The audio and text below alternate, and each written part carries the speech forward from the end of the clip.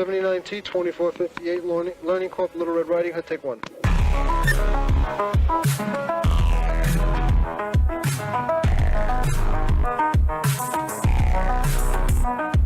40 years of my life is in the wire that's gone. Does that make sense? Where they say there are Indian people pooping on our beach.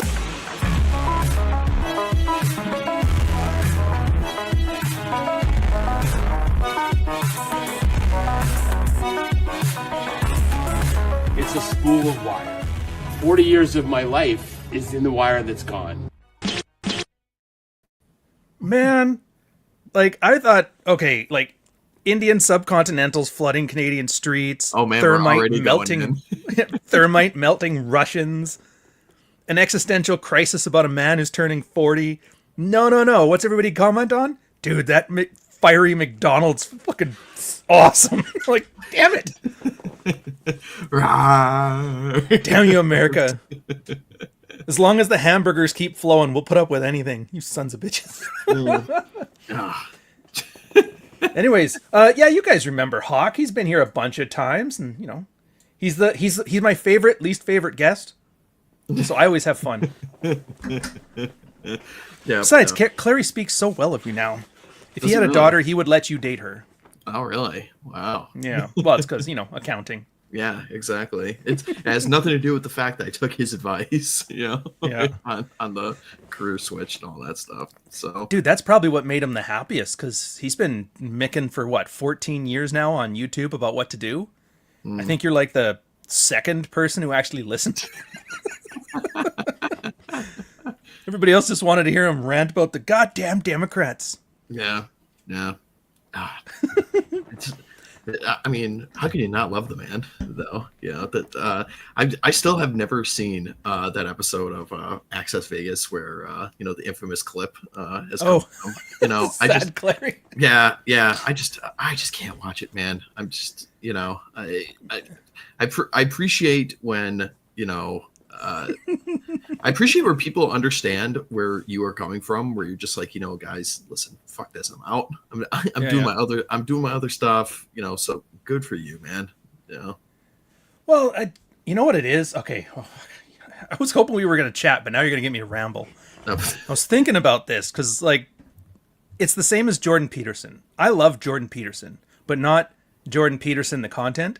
I love Jordan Peterson, like the meta conversation, where he accidentally got into fame, and he's like, his lectures were the most popular thing, and now he's sitting there yelling at woke feminists that don't exist, and sitting in his chair with like the two-tone blazer looking like he's Don Cherry. And I realized, like, most content creators are that, because they don't know anything. They don't have a thing. They just want fame. And it's great if you got a thing, like when the Red Pill first came out. Like, I don't know if you ever watched the one, like, Where Are They Now VH1 special? I did. That was great. Yeah, what happened to all these people? And I realized every single one of them, nobody had anything to say about anything. They weren't good at anything, at least nothing they could talk about on camera. And so once the Red Pill thing ran its thing, all they knew how to do was just turn on each other and start scavenging the corpse. It totally reminded me of, like, Andy Worski and JF Garrey, where as soon as the money dried up, he's like, well, it's time to murder my wife, allegedly. Yeah, exactly. I want to get another cease and desist letter from JF here at the end of the stream. Yeah, and so, my thought was, well, if this thing's going to be temporary anyway, you better have other plans of things to do. So yeah, it's like you said, just, pivot, try something new. And I know it's scary, because, like, Myron, I already see him. He was yelling at chicks with White Claws, and that was great. And I can tell he doesn't want to do it. You can see it in his face. He looks like Kenny with his hoodie all zipped up. And so he's like, fine, I'll start talking about, here's like how a Fed would interpret the news. And everybody's like, yeah, shut up. Just get the White Claw girls. Yeah.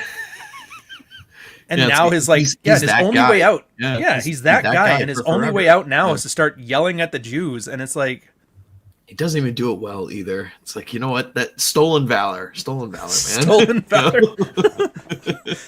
This is the piss poor David Duke, just like you were the piss poor.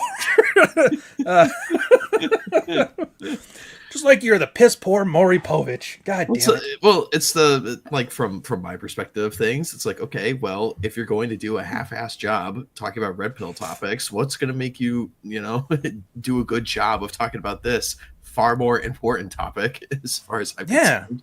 Like really and curious. I think that's what gets me. Mm. He didn't even care to want to learn. No, whatever. I'll figure it out.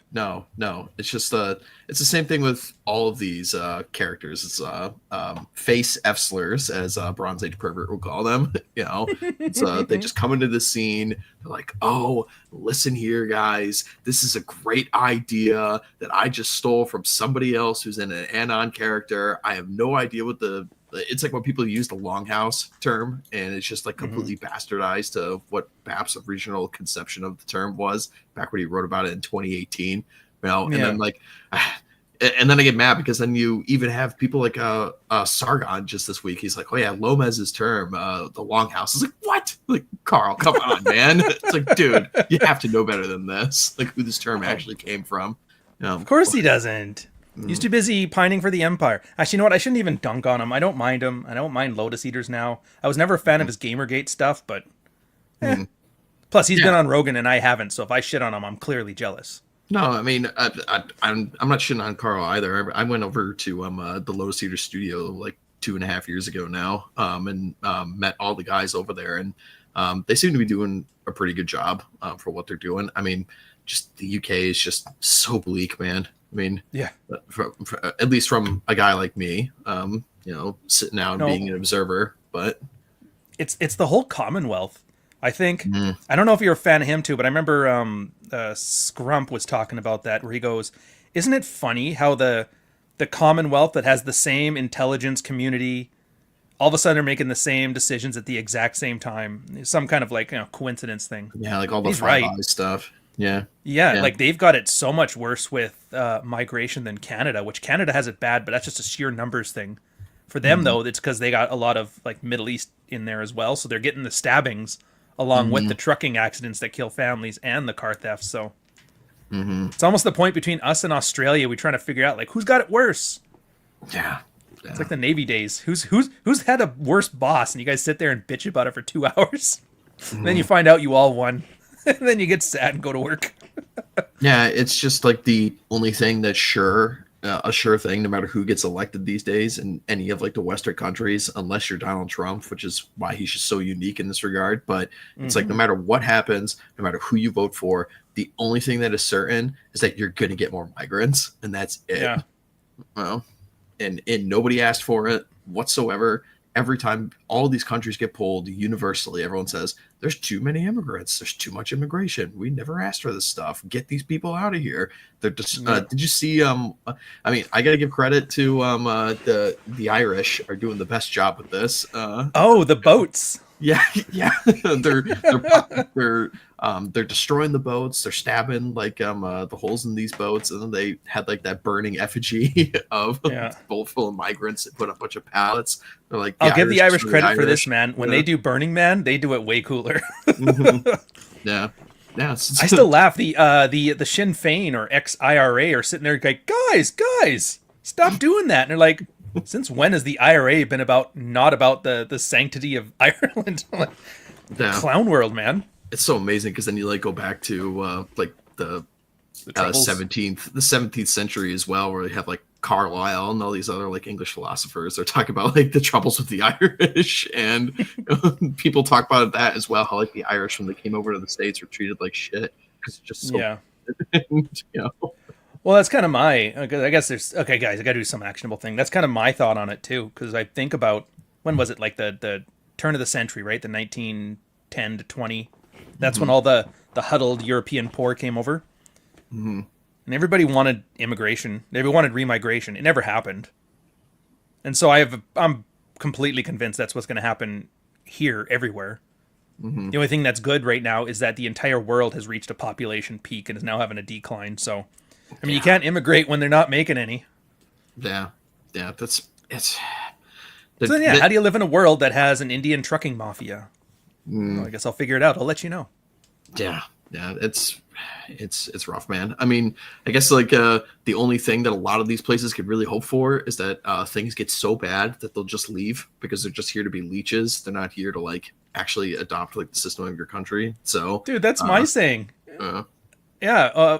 Here, I'll do this one in a sec. Yeah, I was saying because Canada's housing bubble is just insane right now. It's something like 10 times your average yearly wage, or 25. Anyways, it's as bad as 2008 was for the States. Ours is like 4 times worse right now. And I'm like, the one good thing is that when people start getting laid off and jobs start happening and the housing market crashed, a lot of these guys are just going to walk away from their houses and go back home and leave us to handle the mess. And I'm like, and then I was thinking about your quotes. Like, yeah, we can live with being broke, but we can't live without a home. Like our nation. I think it was you that said that, wasn't it? Yeah. I mean, it's just the argument that you always get from all these people is the holy number of the GDP, right? It's like, oh, well, not only is this argument just been completely false at this point, like we see that like all these immigrants, they do not bring wealth to any of the countries. All they bring wealth to is, the giant corporations. We all know this now, right? But it's just better just to completely sidestep this argument, because it's like, listen here, man. We've been poor before and we survived, but we're not going to survive being replaced in our own homelands. So it's like, I agree. It's like, we had the Great Depression. We've had like the Black Death. There's been so many worse things that have resulted in people being, dirt cheap or dirt poor rather. And we've made it through. It sucks, but we'll survive. Yeah. That's what I think about it. Anyway, CHD, $4.99 super chat. I know you gave this right at the start, but we got to warm up first. 1 cent short of a heartfelt good man. Hey, Couch and Hawk. Have there been any case studies on husbands and wives who won't let them ride motorcycles? Dude, that's every husband and wife. Do you think that every husband on earth has not had that, I want to buy a motorcycle, and then the wife going, no, it's too dangerous? I'd say that's probably one of the most like cliched ones ever. And it's really just a case of the woman wanting ultra safety and the guy wanting some semblance of adventure. And as far as frame goes, you just have to make a decision on what's important to you to do it. And there's a reason why motorbikes aren't selling very much anymore, except for those big Shadows and Gold Wings, the ones that you can't possibly crash. Women are winning that battle. Yeah. All I really know about motorcycles is Cappy going on rants every year at Sturgis. It's like all the fat boomers that are there. Yeah.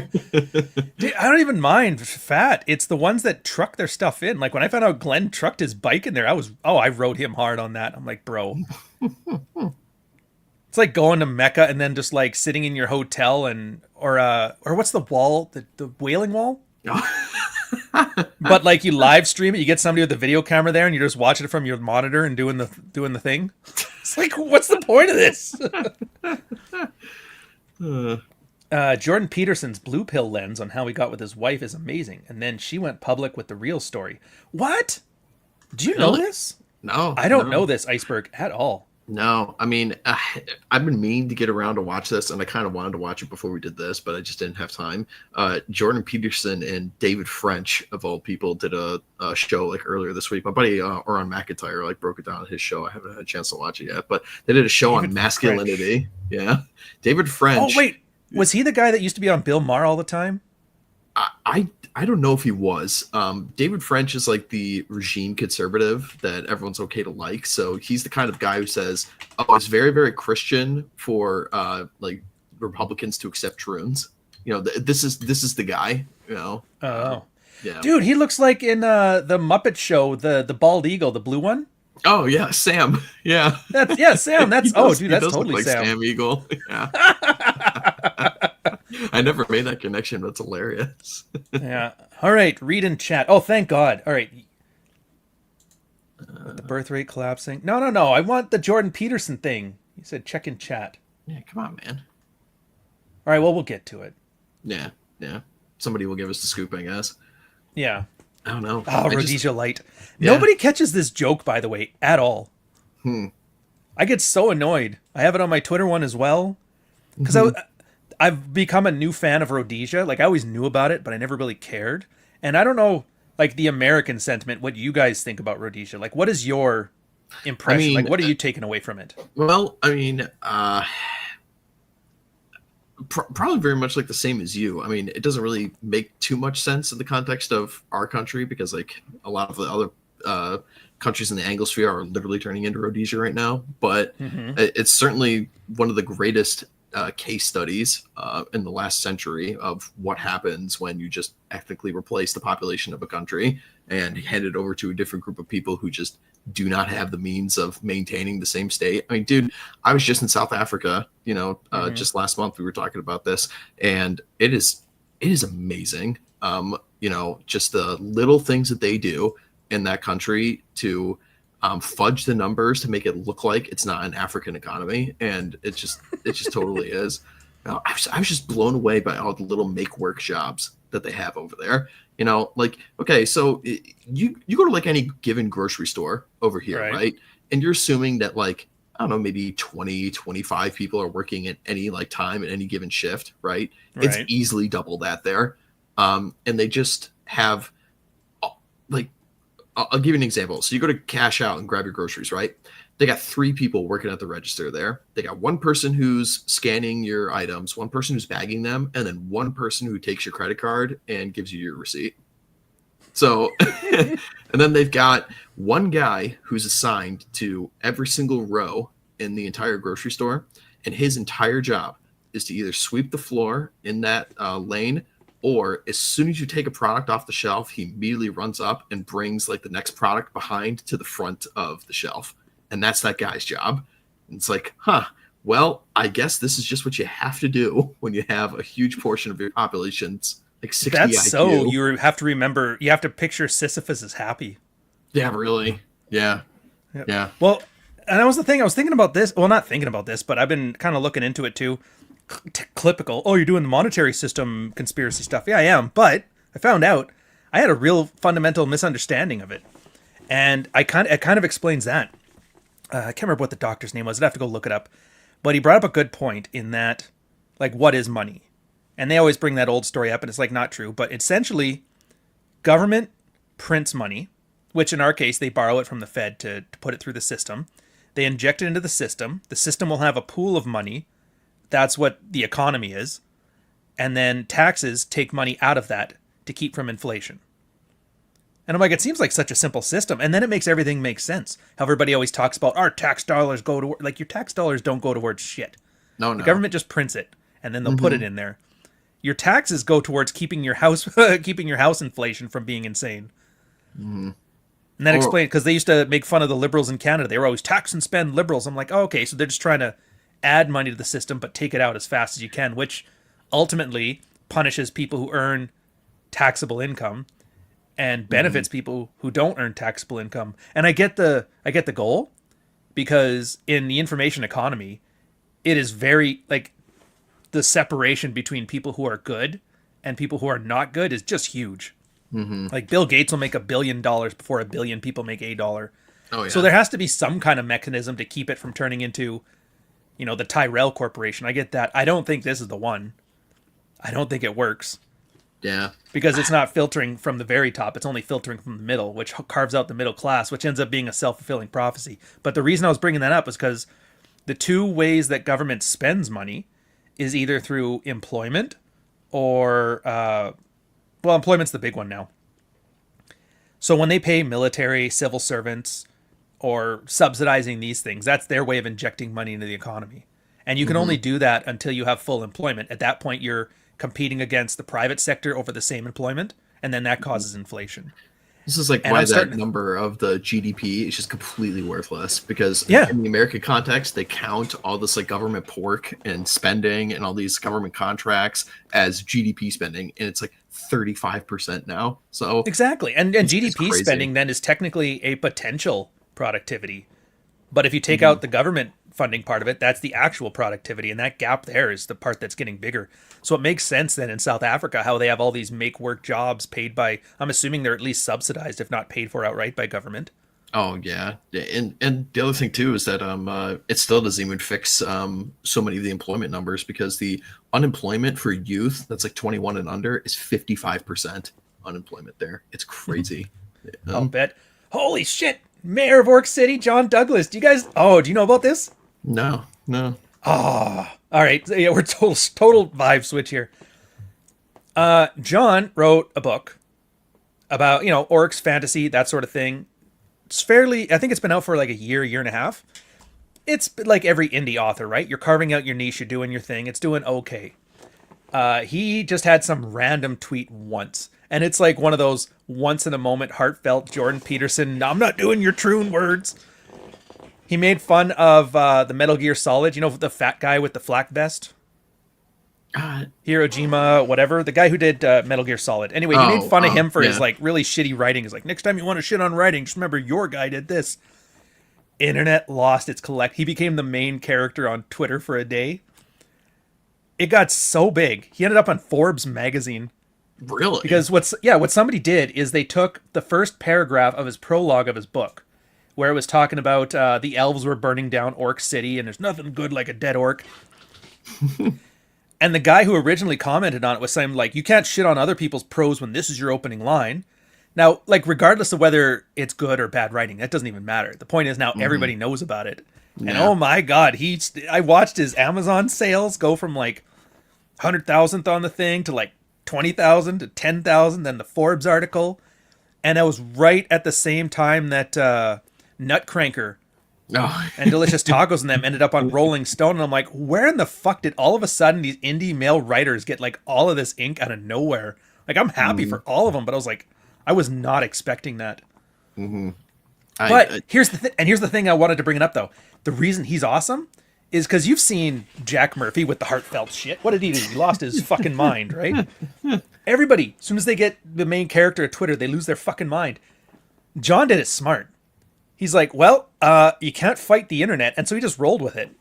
He started making Orc City memes. Everybody's like, hey, you can't make fun of us. We're making fun of you. And he's like, it's the internet. What am I going to do? I can't win this one. I might as well get in on the fun. And it was great because then he started to win the audience over. It was so good. It's like that Bill Burr back when he was good. Remember that time in Philadelphia where he started yelling at the crowd because they booed him? And then at the end, the crowd started to like him? Yeah, he won him over. And I think I'm going to make it so. But he's going to go into the annals of time as how to handle a social media tar and feathering, because it's like so rare that when you see it, it's just wonderful, man. Yeah, no. I got to give credit to another guy who does a pretty good job handling being in the spotlight is our boy Nuke. I mean, how many times? Like, Sydney Sweeney's going to pay for his house, man. He's still... Are those new TikToks, or is he like doing what I do, where it's like he had the TikToks of people making fun of him for the Sweeney thing, and then he's just posting them every now and again? Like, are they still on that? I think it's a bit of both, but it's just... that's awesome. You kind of like if you're around Twitter long enough, especially in this day and age, like the age of slop right now, and this could all be fixed if we just like cut the internet cables to India, like, please. But I've seen those requests. yeah, it would just make things so much better. But you kind of see like the same topic kind of get recycled every like 8 to 12 weeks or something. Well, so that Sydney Sweeney stuff will just come back again and again, and it's really just is amazing because you see, like, there's no way she hasn't seen these memes. It's impossible, man. Yeah. And then Duke just like takes credit for it each time, and he's like, okay, it's like Jeremy from The Quartering needs like a new shed, Oh yeah, to make another video. Yeah, it's the same. But still, the fact that he got in on the rotation—that's the crazy thing. It's like if you manage, like, anytime somebody talked about Starship Troopers, if your meme came out like that, you couldn't pay for that kind of like buzz. Imagine that every time somebody took the side of the bugs, people point a Red Hawk tweet. Yep. Dude, you'd be buying multiple houses off of that. It's like my buddy AA, who's got his amazing tweet of arguing with women. He's like, average women are 5'6". Well, I'm 5'8". Yeah, every argument with a woman ever. And I see that one get thrown around a bunch. And I'm like, hey, that's my dude. Yeah, it'd be nice to the lexicon. See, my favorite's Howling Mutants with the a black woman invented the telescope. He's so good. He's got so many amazing bangers. I was just talking about this the other night with a bunch of my OGC guys after we had one of our meetings. I think this is one of those, by the way, because he says hi. Oh yeah, he's a good dude. Yeah, nice. Son Haster, thank you for the $5 super chat. Anyways, please go on. Yeah, but we just like went around the round table, and each guy was like, "God, what's your favorite Howling Mutant tweet?" And like everyone just picked a different one because he's just got so many. And The one I picked was when he came up with like maybe early last year or something, but he basically tweeted out something to the extent of, there's two kinds of immigrants that come to this country. There's the ones that jump over the border just to get free stuff, and we don't want them here. And then there's the really hardworking ones who work for 20 years, finally get their citizenship and pay good taxes. We don't want them either. We don't want them either. I thought for sure, I was like, you were either going to probably pick that one or the one where he was making fun of Radfem Hitler for like, I wouldn't go down there anyway. It's already disgusting. She's like, what? But it's nice because it's like, I didn't know he had a Substack. And I started reading it. I'm like, he's actually pretty good at storytelling. I'm starting to wonder if he's like, because BAP wasn't, when they found out who BAP was, they found he's like a PhD or something like that, right? In philosophy. Mm-hmm. Like he's a knowledgeable fellow.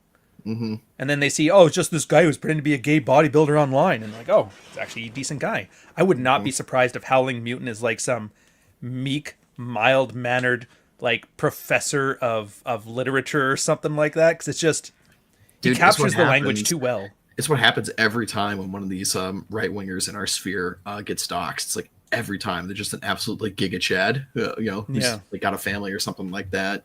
It's just never, like these gay twinks that are like representing like the Democrats now. Yeah. I think the worst one I saw was Stone Toss, but it was like, he was just a normal guy. There was nothing special about him. Yeah. Like he could have worked out, but that's the worst you could see. It's better than back in the day when they doxed Roosh at his parents' place wearing pajamas with turkey stains on his shirt, which he was there on vacation, but the news didn't matter. Oof. That killed his career more than anything. Same as Red Pill School, or not Red Pill School, PK Atheist, when they outed him as that Republican guy out of New Hampshire. And they just showed like he had like a goofy synthwave career on SoundCloud, and then everybody just made, and that was it. That was that, and he was fat, and that's all anybody ever said. It's just crazy how you can't judge a book by its cover, except for in social media. All right. Oh, here. So I think Free Gender's got his new things here. So Bishop, nobody knows the history and the backing of the Maoist rebels in Rhodesia by the West. Well, that's my takeaway from it. Yeah. We'll get to that in a sec. Okay, here we go. Jordan Peterson said him and his wife were elementary school sweethearts, came to find out she was 28, living in another man's house. Jordan Peterson wrote her 3 love letters. Oh my God. On the last one, she said, I have to get with your father, or I decided to get with your father, left the dude's house she was living with at the time, didn't tell him, and the rest is history between Jordan Peters. This sounds an awful lot like the Alex, the date site guy. Oh, I just totally blocked that guy out. I know nothing about him. He blocked himself out. Yeah, I saw this F slur. God, I wish I could say the F slur on YouTube so bad, man. Anyway, it's just like one of those words that's always part of your vocab. I was growing up, like the millennial generation. It's just like, oh yeah, that's gay. Stop being gay. Well, I know retarded is back. Yeah, retarded is back. I think you could say gay too. It's just the hard F. The hard F and the hard R are still like, they're sticking. Yeah, well, they're going away because it was interesting how last year was the first year when they did the central polling that tolerance for gay marriage has actually gone backwards since it got passed in the States, because these people are just off the rails, man. It's crazy. Anyway, but so I just totally blocked out that date site guy. I got sick and tired of Roger Tomarso throwing his tweets in the middle of the chat. I'm like, I don't fucking care about this guy. Get him out of here. Yeah. Well, to be fair, once he became meme fodder for me, that's all I have. It's like Pat Stedman. I haven't read or watched his things since before he went to jail. But now I've got this archetype in my head of the guy to make fun of, and I'm gonna milk that. But yeah. All these guys, but he, I guess he got because it's pretty much the same story here, except for instead of the dad, it was a black guy. But I guess after that, he went private. He hasn't come on since. He has no public, nothing. He just went and hid. Yeah. Amazing. Welcome to Orc City, motherfucker. Jesus. All right, so read and heed. Oh, 1 sec. We have to. You fucking idiot. What did I tell you? StreamYard is harder to... Oh, there it is. So the meme, they're very good. This is really... They've taken it... True Alpha. Named Ryan Stone. It says, ask Murphy about the article he wrote, cuckolding his wife. Clear up the cuck article. Clear up the cuck article. Why are you doing this to me? Why are you doing this to me? Why are you doing this to me? If I wasn't prepared to literally impoverish his entire bloodline, I am now concerned for my career. And I'm still recommending clear up the cuck article. You know what? Fuck you for bringing this up. Yeah. Fuck you. Heartfelt. I'm not going to have those guys back on my channel again. Absolutely not. Just use a little bit of fucking common sense. It is just... That's great. That's you should. Fuck you. Sorry, apologies. Just keep going, dude. One foot in front of the other. Before you know it, this will all be in the rearview mirror. Fuck you. I'm hoping Sad Clary finally beats this one out as the top ad for the channel, but we'll see what happens. God, that fucking face of him, like he's like taking a huge shit, you know? Yeah. Like the facial expression. It's like, dude. Well, I mean, he kind of. You know what? Never mind. Yeah. I just realized it's like an all-star cast in the chat. I see Nuke in here. I see you in here. Got John here. Got Scarred Thumb. Yeah, Dave's dude. Yeah. Everybody. Well, welcome, guys. Good to the channel. I'll make sure I don't waste your goddamn time with hawking that. Oh, hey, by the way, this one actually, Win Some Hacks was right. I remember Ryan appearing on Agent's channel once, or did I dream that? Yeah, just the once. Like Hawk hooked it up. Yeah. And the problem with it was, I'm pretty sure this is the case. So I knew what he was talking about, but I didn't know a lot of the jargon he was losing. And I think he mistook that for me not knowing what the fuck he was talking about. So I'm pretty sure he got fairly dismissive about that early on. Yeah, he did. He definitely ended the show much earlier than he normally would. But, you know. Which is fine. But to be fair, like I always make an effort to not use jargon when I can, because I find it's too easy to get insular. Now, I don't know if that's... I'm not going to like assess his thing, because I don't pay that much attention. I pay a little bit of attention, but... Like, if you can't use layperson language, I kind of worry about achieving any type of goal. But yeah, again, I mean, we're still friends. He's definitely done like a huge rebrand on his channel recently, and he doesn't do as many guest appearances and stuff anymore. You know, because like his daughter's in school now, so he can't do like the live streams, so he just does like videos and stuff. So I mean, like, hey, good for him. I wish him very, very well, but it's just different than when it was for many, many years when all of us were in that same scene. So yeah, well, I've noticed a lot of guys are doing that. Like I don't know you're not. I don't think you're a fan of Scrump, but I remember back when I found out most of you guys from like Dumping with Scrump, which was a guy named Dev and a guy named Scrump, and they had a falling out, which I still don't know the details of and really don't care. And at the time I was like, well, that sucks, whatever Scrump did to Dev. And then Dev started talking about the red pill, and I realized how full of shit he was, so I stopped watching him. And then Scrump popped onto my YouTube out of nowhere, bringing up the whole like British migration thing, and I was like, he sounds much less, like he sounds much more mature and thoughtful in his own stuff here. So I'm just confused by the whole thing. And then you find out he lives and dates a troon, so it's like, oh yeah, great. Scrump or Dev? Both. What? Oh, holy Jesus Christ! It's just you'd think we'd have like some just like bare minimum standard, you know, on the right, but whatever, you know. I just you know what? It's just too different. Yeah, it's like people who like salted licorice. Like I don't hate you for it, but it's like I can't go there with you. And then yes, I'm referring to troons as triple salted licorice, but the Germans are like, "What the, you son of a bitch!" You know, dude. Okay, so sometimes like when you're online, right, and you see people like tweet about like, oh, like how bad things are, right, and you kind of think to yourself, God, is that really just like really sensational? Are the kids like really that fucked up and stuff?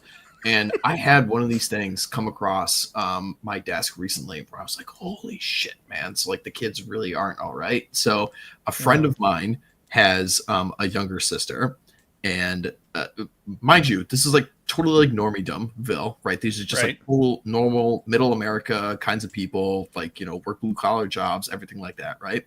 So the younger sister is a Zoomer, was dating a guy I met this guy once because I was hanging out with my friend. Like we've known each other for like 15 years now and stuff. And I met the guy. He's like, okay, he seems okay or something. 6 months later go by. I'm crashing at my buddy's house just before I go on my safari, and I'm getting like caught up on things that are going on in his life, right? And I talked to him about his sister and about this guy she was dating, and I'm like, and he's like, oh, dude. I'm like, oh shit, I just stepped on a mine here. What the hell happened? So apparently, this kid, it's like 21 years old. The girlfriend caught him on a bunch of dating apps on his phone, but they were dating apps for troons, and yeah, and just like questioned the guys. Multiple? Yes, how many? Multiple. I didn't even know these things existed, bro. There's not a lot of troons. It's like a rounding error on the census, but why do you need multiple apps? I have no idea. I've got no. There's idea. one grinder. But that was like one of those things where I was like, oh shit, like this is one of those like, wow, this is actually real. It's out here, She left the guy, like confronted him about it, and he's like, yeah, I just have like this huge problem with internet pornography and all this kind of stuff. And I was like, oh, fuck, man, okay. Well, how come all the porn addict people that are ranting about how porn rots the brain aren't on this stuff? I've seen this take. I've seen this take quite a bit actually. That porn turns you into a troon, and it's like, listen, like, okay, I don't really have like a super strong like I'm gonna die on this hill opinion on this topic. It's like, listen, man, as far as I'm concerned, like if you're a dude who's getting it in real life, you're just not gonna go and seek the stuff out. I mean, it's gonna make you like your dick fall off. You're gonna use your vril or whatever the fuck people talk about. Like, no, it seems pretty ridiculous to me, but it's like, this clearly isn't healthy for you, and to be honest, I'd probably be all for banning it just because it's just so ubiquitous. It's literally everywhere, and the fact that like kids can see it at like a really young age is not good. But I gotta lean on Big Pharma on this one. I don't think it's the prawn, man. I really don't, because they weren't drugging up kids until recently, and then this didn't become a problem until just recently. There's been porn for thousands of years. There's been internet porn for decades, and then all of a sudden, just like 2010. It could be. I think it's just such a huge like difference between like sneaking one of your dad's porno mags and then literally just like turning on Twitter.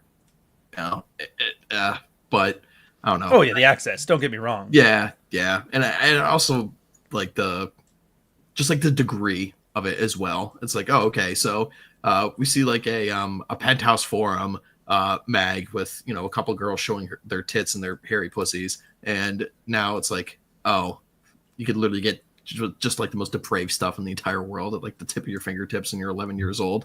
Yeah. Well, what really boils my noodle on this one is it growing or is it becoming more visible?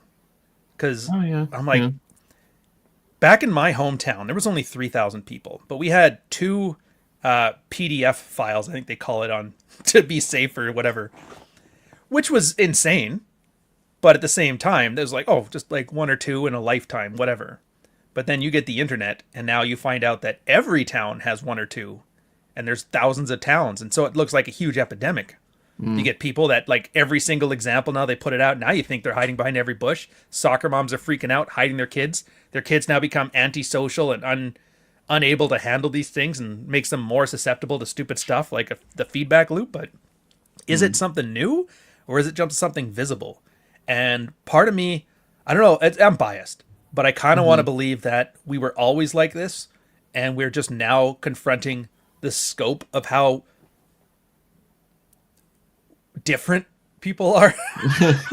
I'm choosing my words carefully. Yeah, I don't which think, is an opportunity, because then we can either come to terms with that and work with it, or decide to like radically repress it. I don't know which the correct answer is. I don't know if there is a correct answer, but and I don't think both are like mutually exclusive either. Oh yeah, for sure. Yeah, because it, but how are you gonna tell like which one is more? But yeah, it's just one of those things.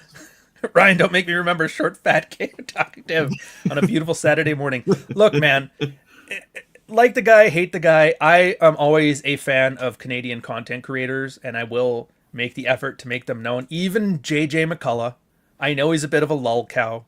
I know he used to edit his own Wikipedia pages and got banned from Wikipedia, but at the same time, it's like, got to stick with the Canucks. Well, yeah. I mean, half of them defect to become Americans anyway. So. Well, only the talented ones. That's when you know if you're a Canadian political commentator. That's when you know you didn't have the grips to make it to the big leagues. Oh, we got some bad ones. The minor leagues. Yeah. Yeah. Well, most of them are just like they were just guys in their basement showing clips from Parliament's Q&A period, making like hockey jabs. It looked like an episode of Rock'em Sock'em Hockey, which 90s kids will know what I'm talking about.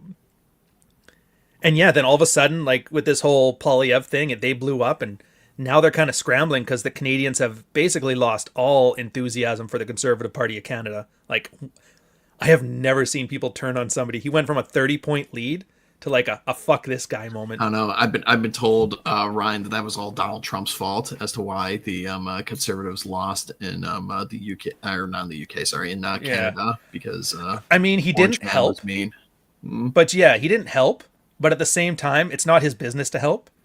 And it was a very easy thing to manage. It's just, when you're in doubt, always just stoke anti-American fears. That'll get the boomers on your side, because they love saying everything we do is better because it's different than America. And America sucks and we're great. It's kind of like, it's a very loser attitude thing. Because we know America economically is doing better, culturally is doing better. And when we latch onto these like ridiculous, like, well, we have less guns. It's like, who cares? Is that really the hill you want to die on? Well, they stole our Avro arrow. They didn't steal it. Our politicians gave it away. And so it's kind of like, where's the blame here? Put the blame where it belongs, on our side of the fence. And this insecurity wouldn't matter if we just started building cool shit. We used to. Remember how proud we were for the Canadian arm? That space shuttle one? Oh, that's Canada's arm. We're fucking awesome. It's like, yeah, those guys all left to Boeing because we didn't have an industry to support them. But like, But yeah, no, it wasn't that. It had nothing to do with Trump. Trump was just like the reason that they latched onto. The reason was because, like you said, people were done with immigration here. Like 70, 80% of everybody. Even the immigrants were like, no, man, we're good. And then what did Pierre do? He hired his ex-girlfriend, which, just from a red pill perspective, so he dated this chick, and they broke up, and he married a Venezuelan girl. Hot Venezuelan girl. Now they have a family, 2 kids. The ex-girlfriend, Jenny Blige, I think is her name. She's now a spinster. She lives in Toronto. Hired him to be her strategist. And I can't help but think, isn't it interesting that she tanked his career? Like, I can't shake my mind that I can see a girl being that kind of petty. She lost her chance with the potential leader of the country. He has a family now. You're a spinster. He hires you, and you're like, yeah. She threw a bunch of like girl bosses into the campaign. They've been bragging about how great they did as a thing. And everybody pointed out you went from a 20-point lead to like a 10% deficit. Don't talk about how great you were. He put on every ethnic diaspora costume ever. I swear to God, if white people were like brand new immigrants, he would have dressed as a cowboy well, he kind of did, but you know what I mean? I did see a bunch of pictures of him like he was like a Street Fighter character. He put on like new costumes. You know? Yeah. Which was insane because that's the shit we used to make fun of Trudeau for in 2015. He'd always dress up in like Indian garb or Chinese garb. And so and then he went on and did his he tried, because Trump was doing the things where he's filling stadiums. So Poilievre's like, I'll fill stadiums too. He actually did a good one. He got like 5,000-6,000 people in a stadium, which isn't big for you, but it's big for us. Put a big flag in behind him. He started walking out to like John Cougar Mellencamp and all this shit. And then what's he do? He's like, Canada is an idea. As long as you pay taxes and you keep your ethnic battles at home, you're a Canadian. And it's just like all these like normie cons just have absolutely no idea what time it is, which is like listen, I despise leftists, and I've spent a huge portion of my life to making sure I literally destroy them. But dude, I truly actually hate conservatives. I really do. Like I do not hate Democrats as much as I hate conservatives. They're just because you have expectations. Well, yeah, they're the knife in the back. The knife in the back is always worse than the knife in the front. Yeah. But yeah, it was just funny. Remember that Simpsons where Bart's like, look, Lisa, I can see the exact frame where you broke Ralph's heart. And I was like, I did that as a meme, but nobody cares about Canadian memes. So it didn't die. It just died. But yeah, I saw it right then. I'm like, oh yeah, we're done. And I've been trying to find it. He used to do all these man on the street ads for his campaign before he even ran as the party leader. And I remember this one, it was the one that hooked me, where he's like, I get it, everything's broken, everything sucks, we're all done for, and you want to give up, but just give me this one chance before you give up. And I was like, I want to find that ad. I know he's deleted it. I've been searching everywhere for it, and I want to find it so bad. Because I'm like, it would be so poignant and a great satire for today. It's just so sad. That's me now, man. How can you not get absurdist about this? It's just sad too, because the guy needed to be more of what actually pushed him first onto the scene, like that famous clip of him talking to the journo where he's just chewing on the apple. It's like, dude, where's this guy, man? You know? Yeah, that guy would have been nice, but it's fine. He's starting up a new podcast now, and he's going to have all of his friends on there. And he's going to be the next Jordan Peterson. So, that's really going to change. Yep. Like, I'm not saying somebody sat him in a room and showed him a video on Epstein Island or something like that, but if they did, would he act any differently? The thing is like a lot of these politicians are trying to get into the podcast scene and nobody fucking watches them. Do you see my podcast, Pony Express Radio, gets more views than Michelle Obama's, and you just know that woman just spent millions upon millions of dollars, to get this thing off the ground.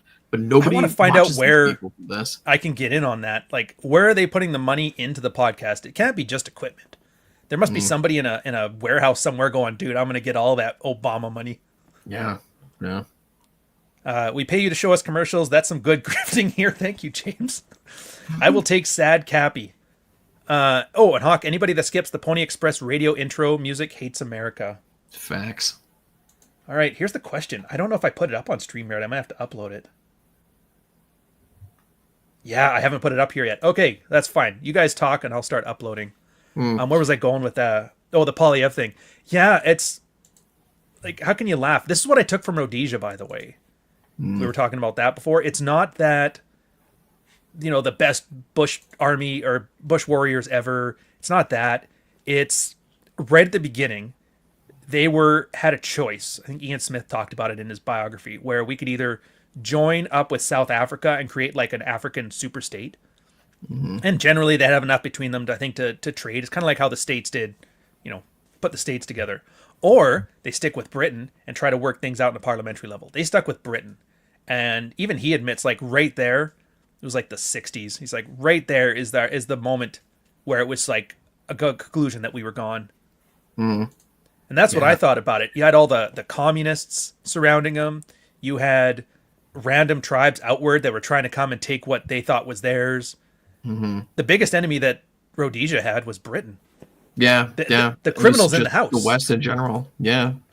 For the sanctions and the boycotting of everything. I mean, it's like you see, people could go see this too if they go see the excellent film Africa a Dio. But again, everyone be very, very, don't watch that film on a full stomach, please. But it's just crazy because you see like the casualty numbers of all these engagements. It's like Zerg tactics where it's like just wave upon wave of Bantu who thinks that by like the witch doctor, he has bulletproof, like paint on him. And I'm sure you must have read this. Like they thought that the scopes on the rifles was turning up the power of the bullets, so that's why they had the scopes dialed all the way up so they couldn't hit the broadside of a barn.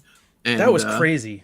Yeah, so you read like the engagement numbers in like the Rhodesian Bush War against like the commies backed by in Mozambique who are invading on the border, and you have absurd numbers where it's like 5,000 Bantu dead and like 2 Rhodesian Bush soldiers, and so it's literally just mowing people down like tower defense games or something. Well, they did the Simpsons thing where it's like you just punch him in the head until you get tired, and then he pushes you over. That was the that was the African technique to beat Rhodesia. They got to run out of bullets sometime. Yeah, and they did. It's like literally what happened. Yeah, it's Zap Brannigan level tactics. Yeah, but that's my take on it from me as a Canadian. It's like I understand that dynamic, and I kind of see that dynamic here, and so I know. Everybody always says that it's like cold fusion. Canada is 10 years away from a separation, but like, it's just a matter of when. Yeah, and so you got to think about get yours, go to where you're treated best. You know all the gimmicks. Yeah, but it's just like South Africa used to have a space program and a nuclear program, and now they can barely keep the lights on. And, well, now they got the guy that sweeps the floor and fronts the shelves right away. So, yeah. Yeah, and you just know there's gonna be like this is why like the accelerationist narrative is just complete bullshit, because like you still have shit libs in South Africa who are just like, oh, like look at this, our shelves are better Wait, really? stocked than in America. Oh yeah, you still got shit libs in these places.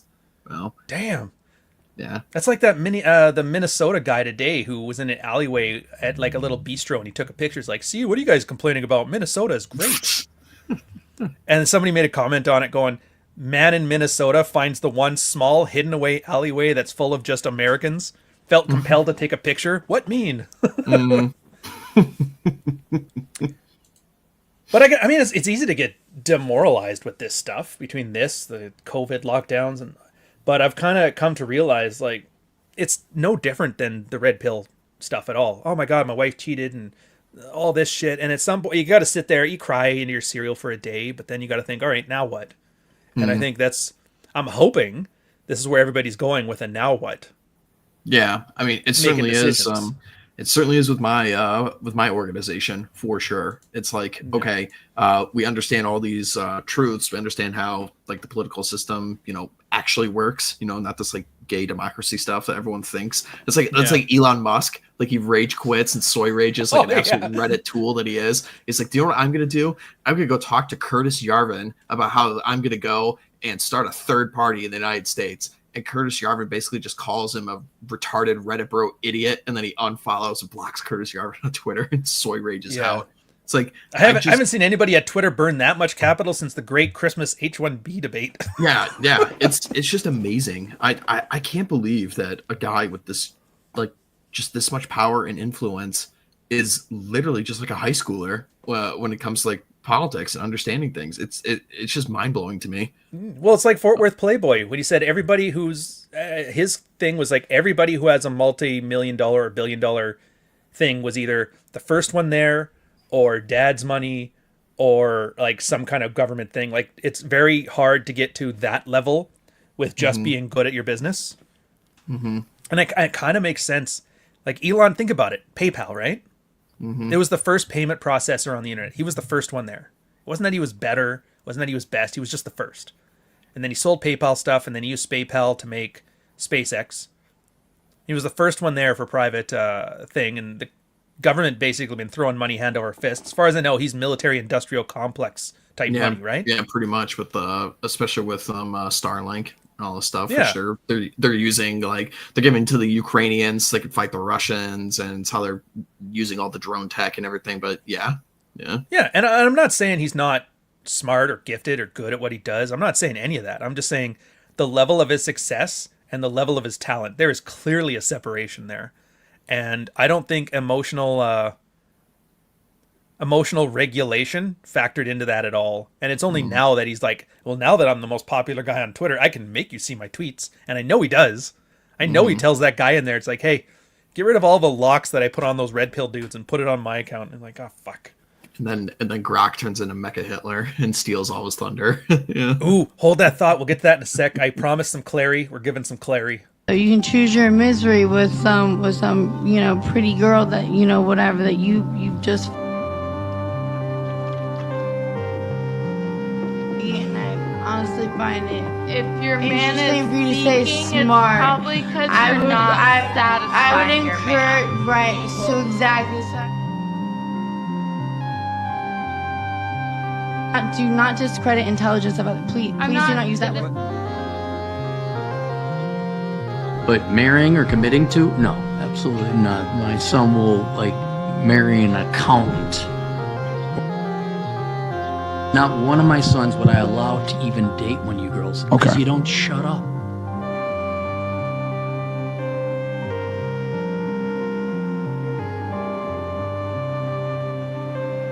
It has been fun. It has been an honor. We're going hiking. Yes. You're 45 and you can't shut up? You're the most mature one, but I saw your nipples and now we gotta worry about that. You're a criminal justice major, right? You're gonna bail out all these girls' sons right this time. You actually have a job. Long ago, she was a stripper. She put herself through college, law school, doing that, became a lawyer. Now, If I'm gonna get in trouble on this table, I wanna fucking hear why. By that time, it's already tainted. Like this.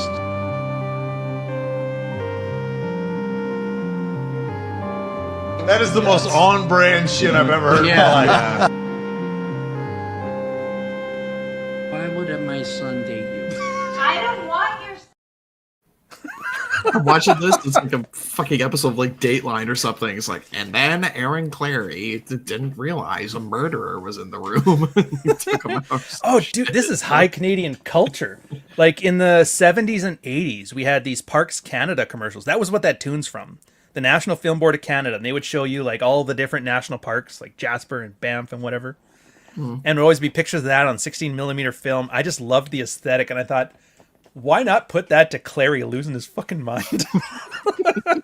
I don't know how those were ads, though. That's the other thing. It was such like a weird, depressing, sad tune, and like, who thought that? Oh yeah, this will get people to Banff. But hey, thankfully, I get to make a 30-second joke based off it, so good for them, all those wonderful people. Dude, how was it staying with Cappy? Or He did you stay with is. him, or did you like? Or Yeah. did Oh, you I stayed with him. I was like, I'm not okay. going to stay at a hotel and then come visit the guys. If I'm going to do it, I'm going to like see them. At least get a place next door. No, he's remarkably normal, and I don't mean that as like making fun of him. I mean that as in like the highest compliment I can give somebody. He's a normal person. He does normal things. He has normal conversations. We talked a little bit about like the online stuff, a little bit, but mostly we were just talking the same way I would talk to any of my friends at home. The wife and the kids and how families are going and what are the dogs up to, and you should see my car, and hey, let's go out to dinner. Is this place I know? And you tell stories, and I was like, this is the most normal person on the internet. Yeah. And he looked at you, was like, I'm actually kind of glad you're also a fairly normal person on the internet. And then he took me hiking. That was what blew me, man.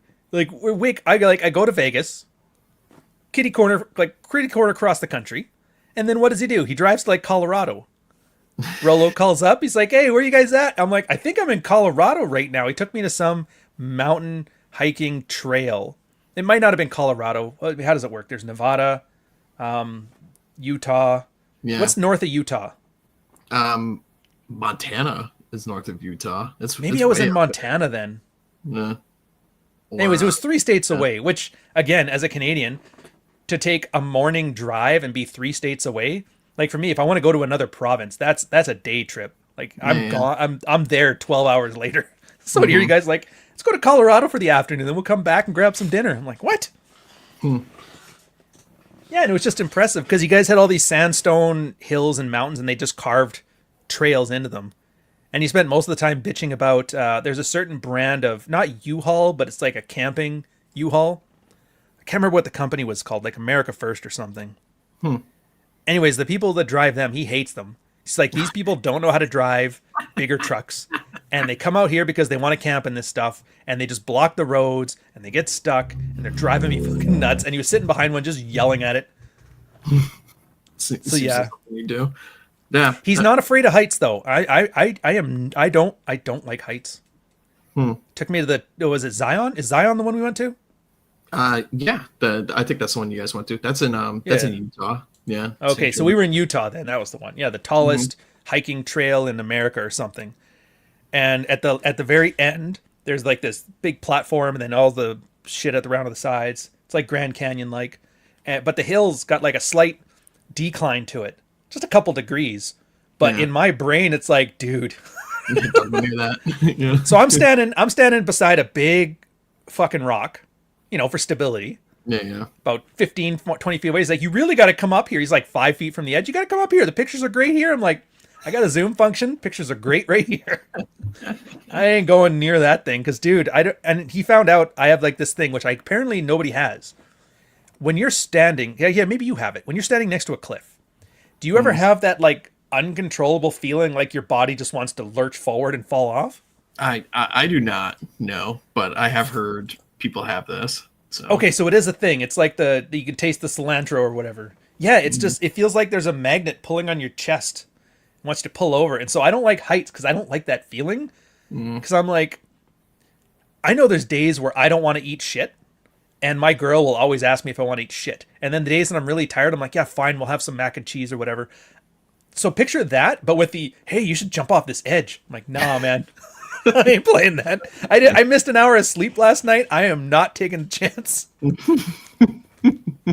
Yeah. Rion Stone is not suicidal in any way, you know? No. Please. Yeah, no. And I don't mean it in the way that everybody else who commits suicide does. I mean it as in I will seriously not be committing suicide.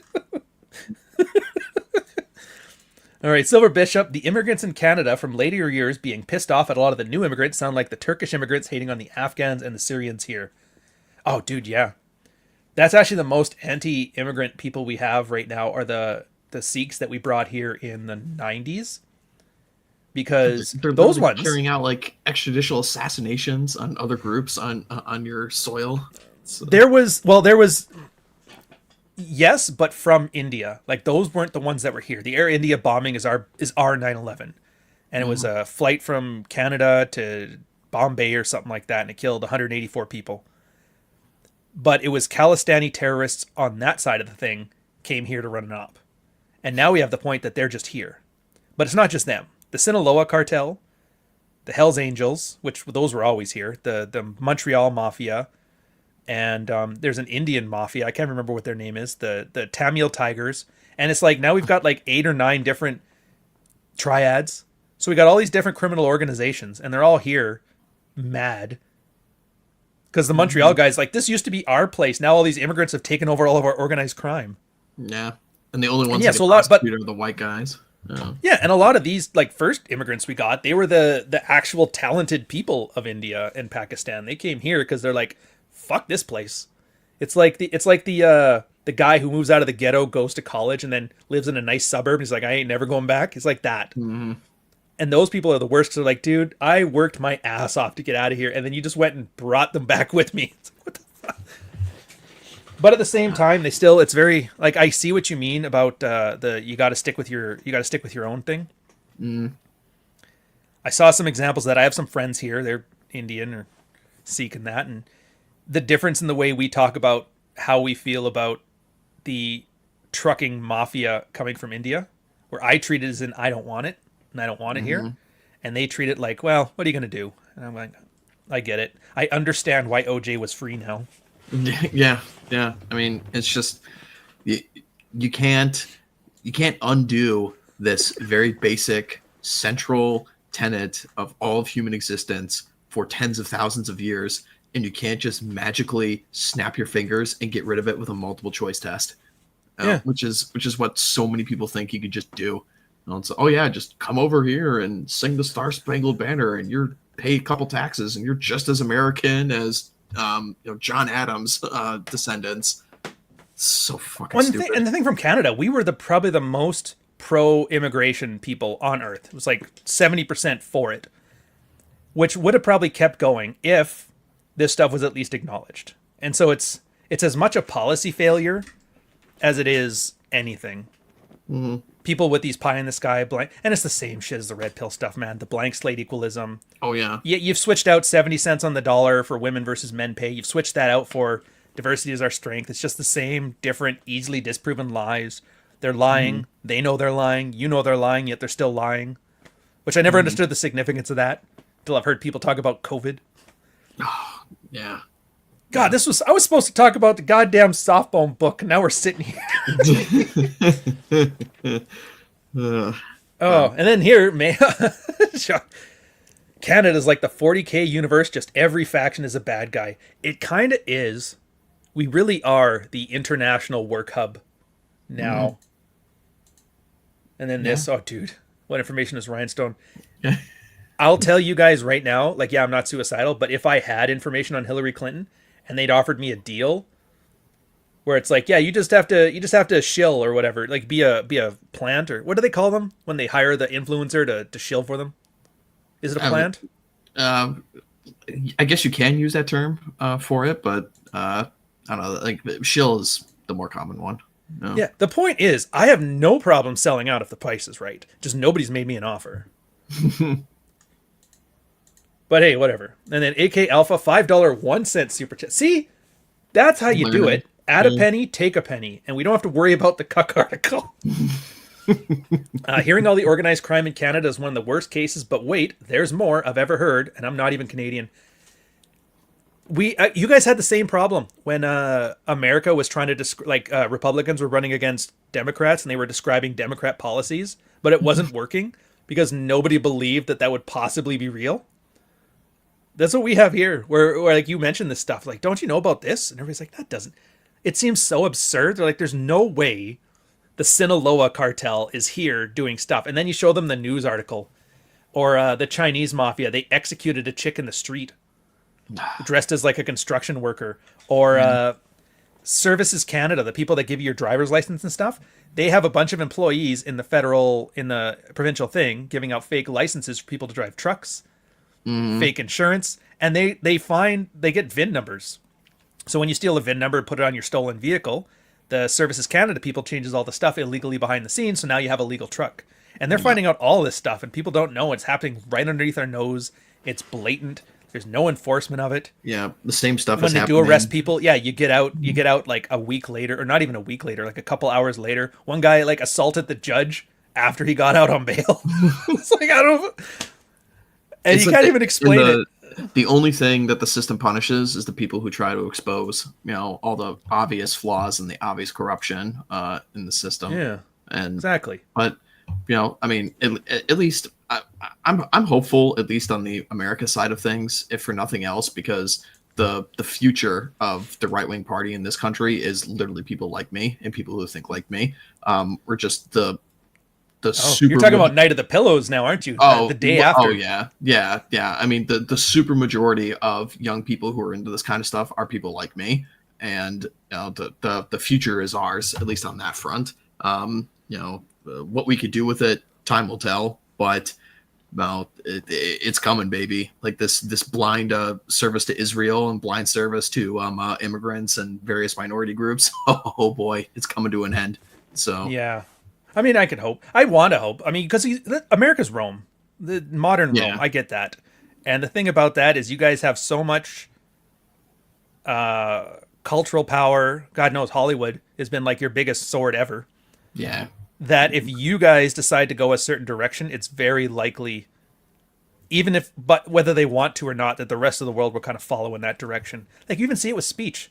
Everybody speaks now in that, what do they call it? Radio broadcast American English accent, which I've been told is either Nebraska or Oklahoma, like their native accent. It just turns out it was the most legible accent for everybody else in the States. And so that's all you guys used when you switched over from that 1940s one where they called it New Standard American English, I think it was.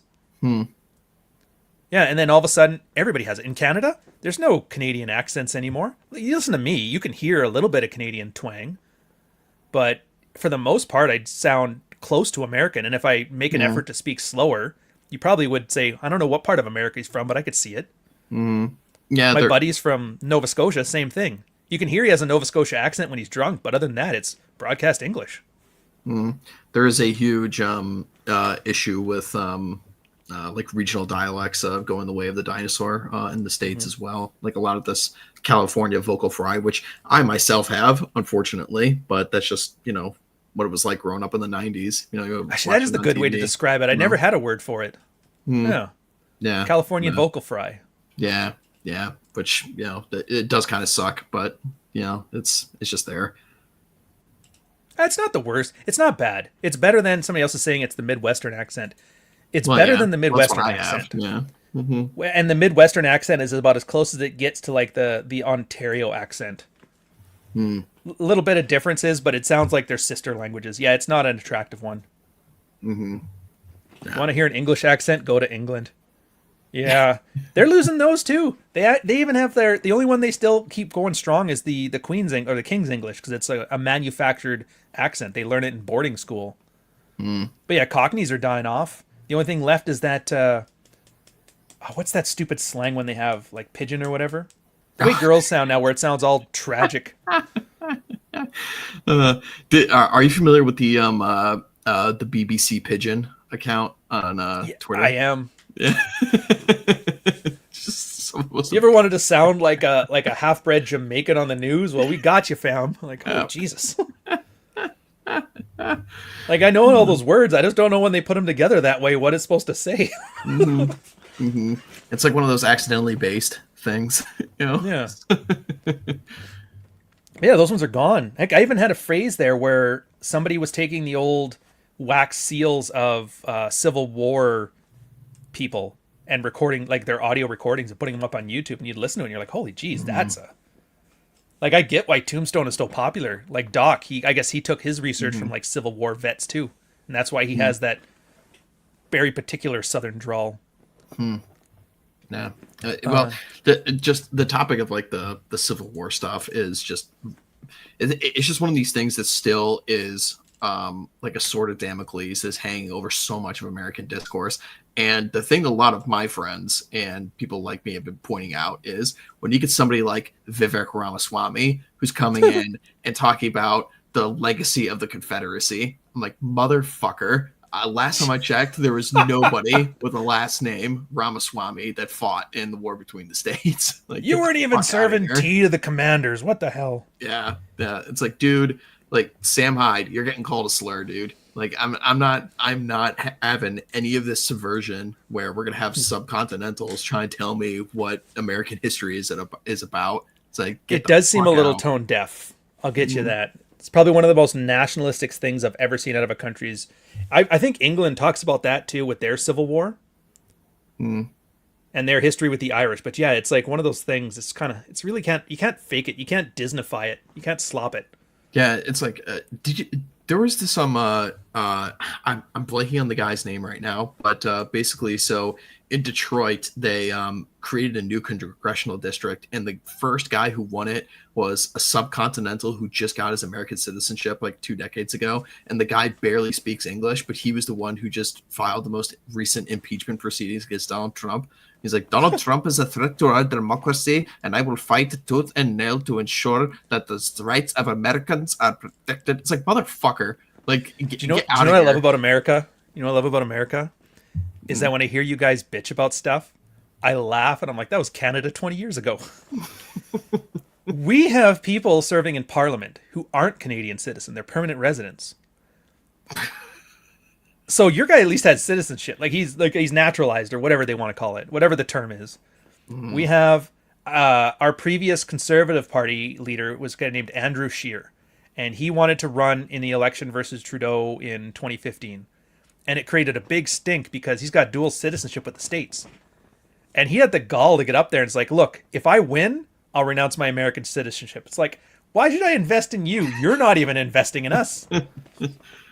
But there's like a lot of that. Like that whole the 11 spies we have in Parliament, that just went away. Like they're still there. They're all still there. And we know where they are. And we got a pretty good idea which ones they are. And we're pretty sure there's more now. It's like, how are you going to fix a system when the mafia's in charge? So, yeah. The impeachment thing, I think America, you guys are coming to that point. I get it. It's the news and they exaggerate and embellish and all this stuff. But if half of that stuff is true about like local judges trying to tell the federal government not to do stuff, I'm like, oh, dude, I get the idea of just ignore them. What are they going to do? Oh, yeah. I wish. I mean, like, Stephen Miller is just like a J1000 at this point, like just single-handedly, like his only goal is to deport as many people as possible, single-handedly fighting anti-Semitism by himself, Stephen Miller. But it's nuts because I just get so upset because I understand why we have to play these political games and this theater kid stuff. It's like, look at this judicial coup that's occurring in the United States. It's like, dude, we are 1/8 through the Trump administration's second term right now, and it's been Stephen Miller every day on Twitter pointing out how the judicial coup, all of these 10th Circuit Court of Appeal judges that work on Tuesdays, are saying that the president of the United States doesn't have control of the executive branch or whatever gay shit they're trying to say. And it's like, dude, fucking do something about it. Then, like, I'm done with playing like it. Appealing to like the refs, which is basically what they're trying to do. It's like the refs are in on the take, man. It's just like you just got to power through this shit. Well, that's the kind of what we learned through the whole 2015 to now and the COVID and all that stuff is just you can just do things. The only thing that seems to matter is power. And I remember that used to be the meme for the longest time. It's like they just think that all that matters is power. And then they kind of went and proved it right. And now it's kind of, all right, now what? Yeah. But I will say this, though, from a storytelling perspective, oh my God, there is so much in here you could take and nobody's doing it. I'm so annoyed. Like I said before with like Orc City, Nutcranker, tacos, all this stuff. Like it's clearly there is a growing market and interest in guys writing guy-centric stories. And what is a good sci-fi story if not the problems of today wrapped up in the setting of tomorrow? You could you put some laser pistols and cyborgs into like the Trump administration. There is a best-selling novel in there, and it's just separated enough from the source material that you could have those arguments about the bugs are the real heroes or whatever all fucking day. I mean, there's definitely ways they could thrive, in this day and age for sure. Yeah, and Spectre has it. They don't want to do anything. They just want to call out the hypocrisy, which, and that's appealing to the refs, what Hawk was talking about. Yeah, that's why conservatives are just so pathetic. It's just all that they do. It's just. Well, who was it that said, what have they conserved in the last 50 years? Yeah, so many people have said that, and they literally just do nothing. And I don't want to get you on a whole Buckley, but I get it. It's kind of like, we're no longer in the French Revolution sitting on the left and the right. There has to be like a MO for whatever conservative party to exist, and they don't have one. No. And I hate to say it, but you're going to need some, like a Marx. Not Marx, but like, you know what I mean? Some theater kid with rich parents who's got nothing but time to write stuff down and would rather like come up with a new political thing than... but it's like, I don't want that either because Marx was really shitty. Yeah.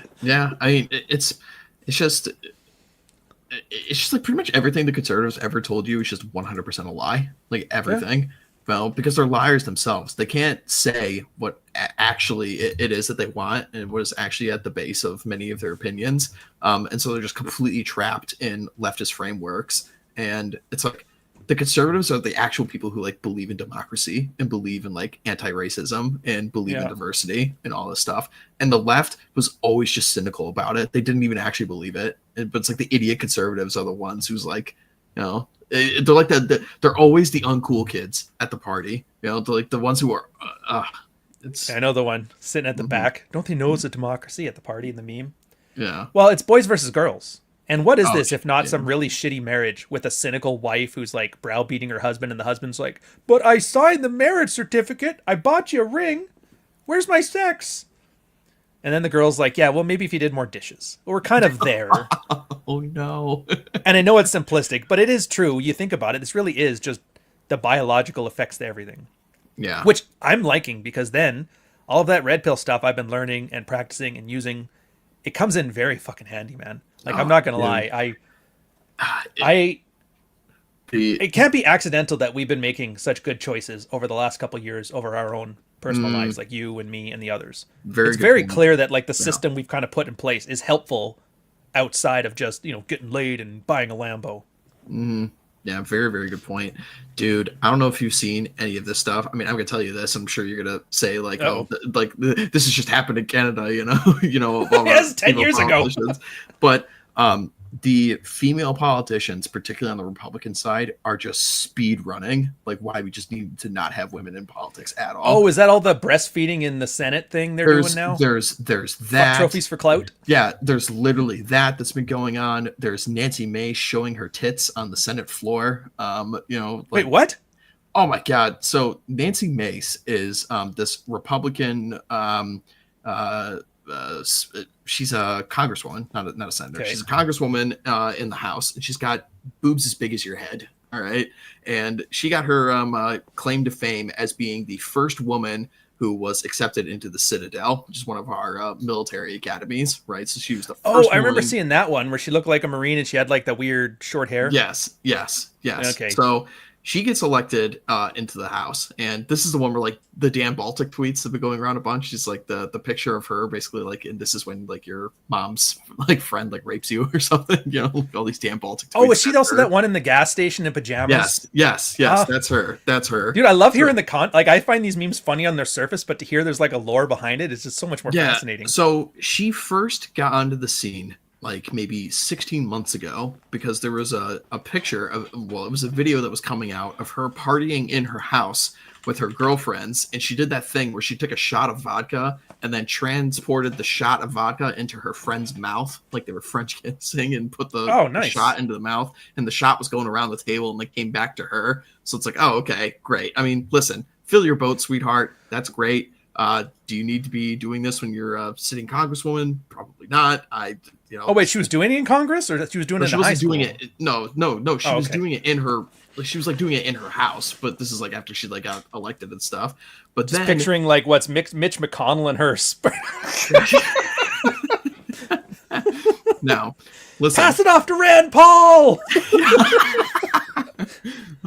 Fuck that guy. But anyway, so it came to a head because she wanted to make a big scene about a bill that she wanted to pass and got her name on in history. And it's basically like the anti-revenge porn bill, essentially. She wanted to like criminalize, you know, showing like sexually making fun of her photos and stuff.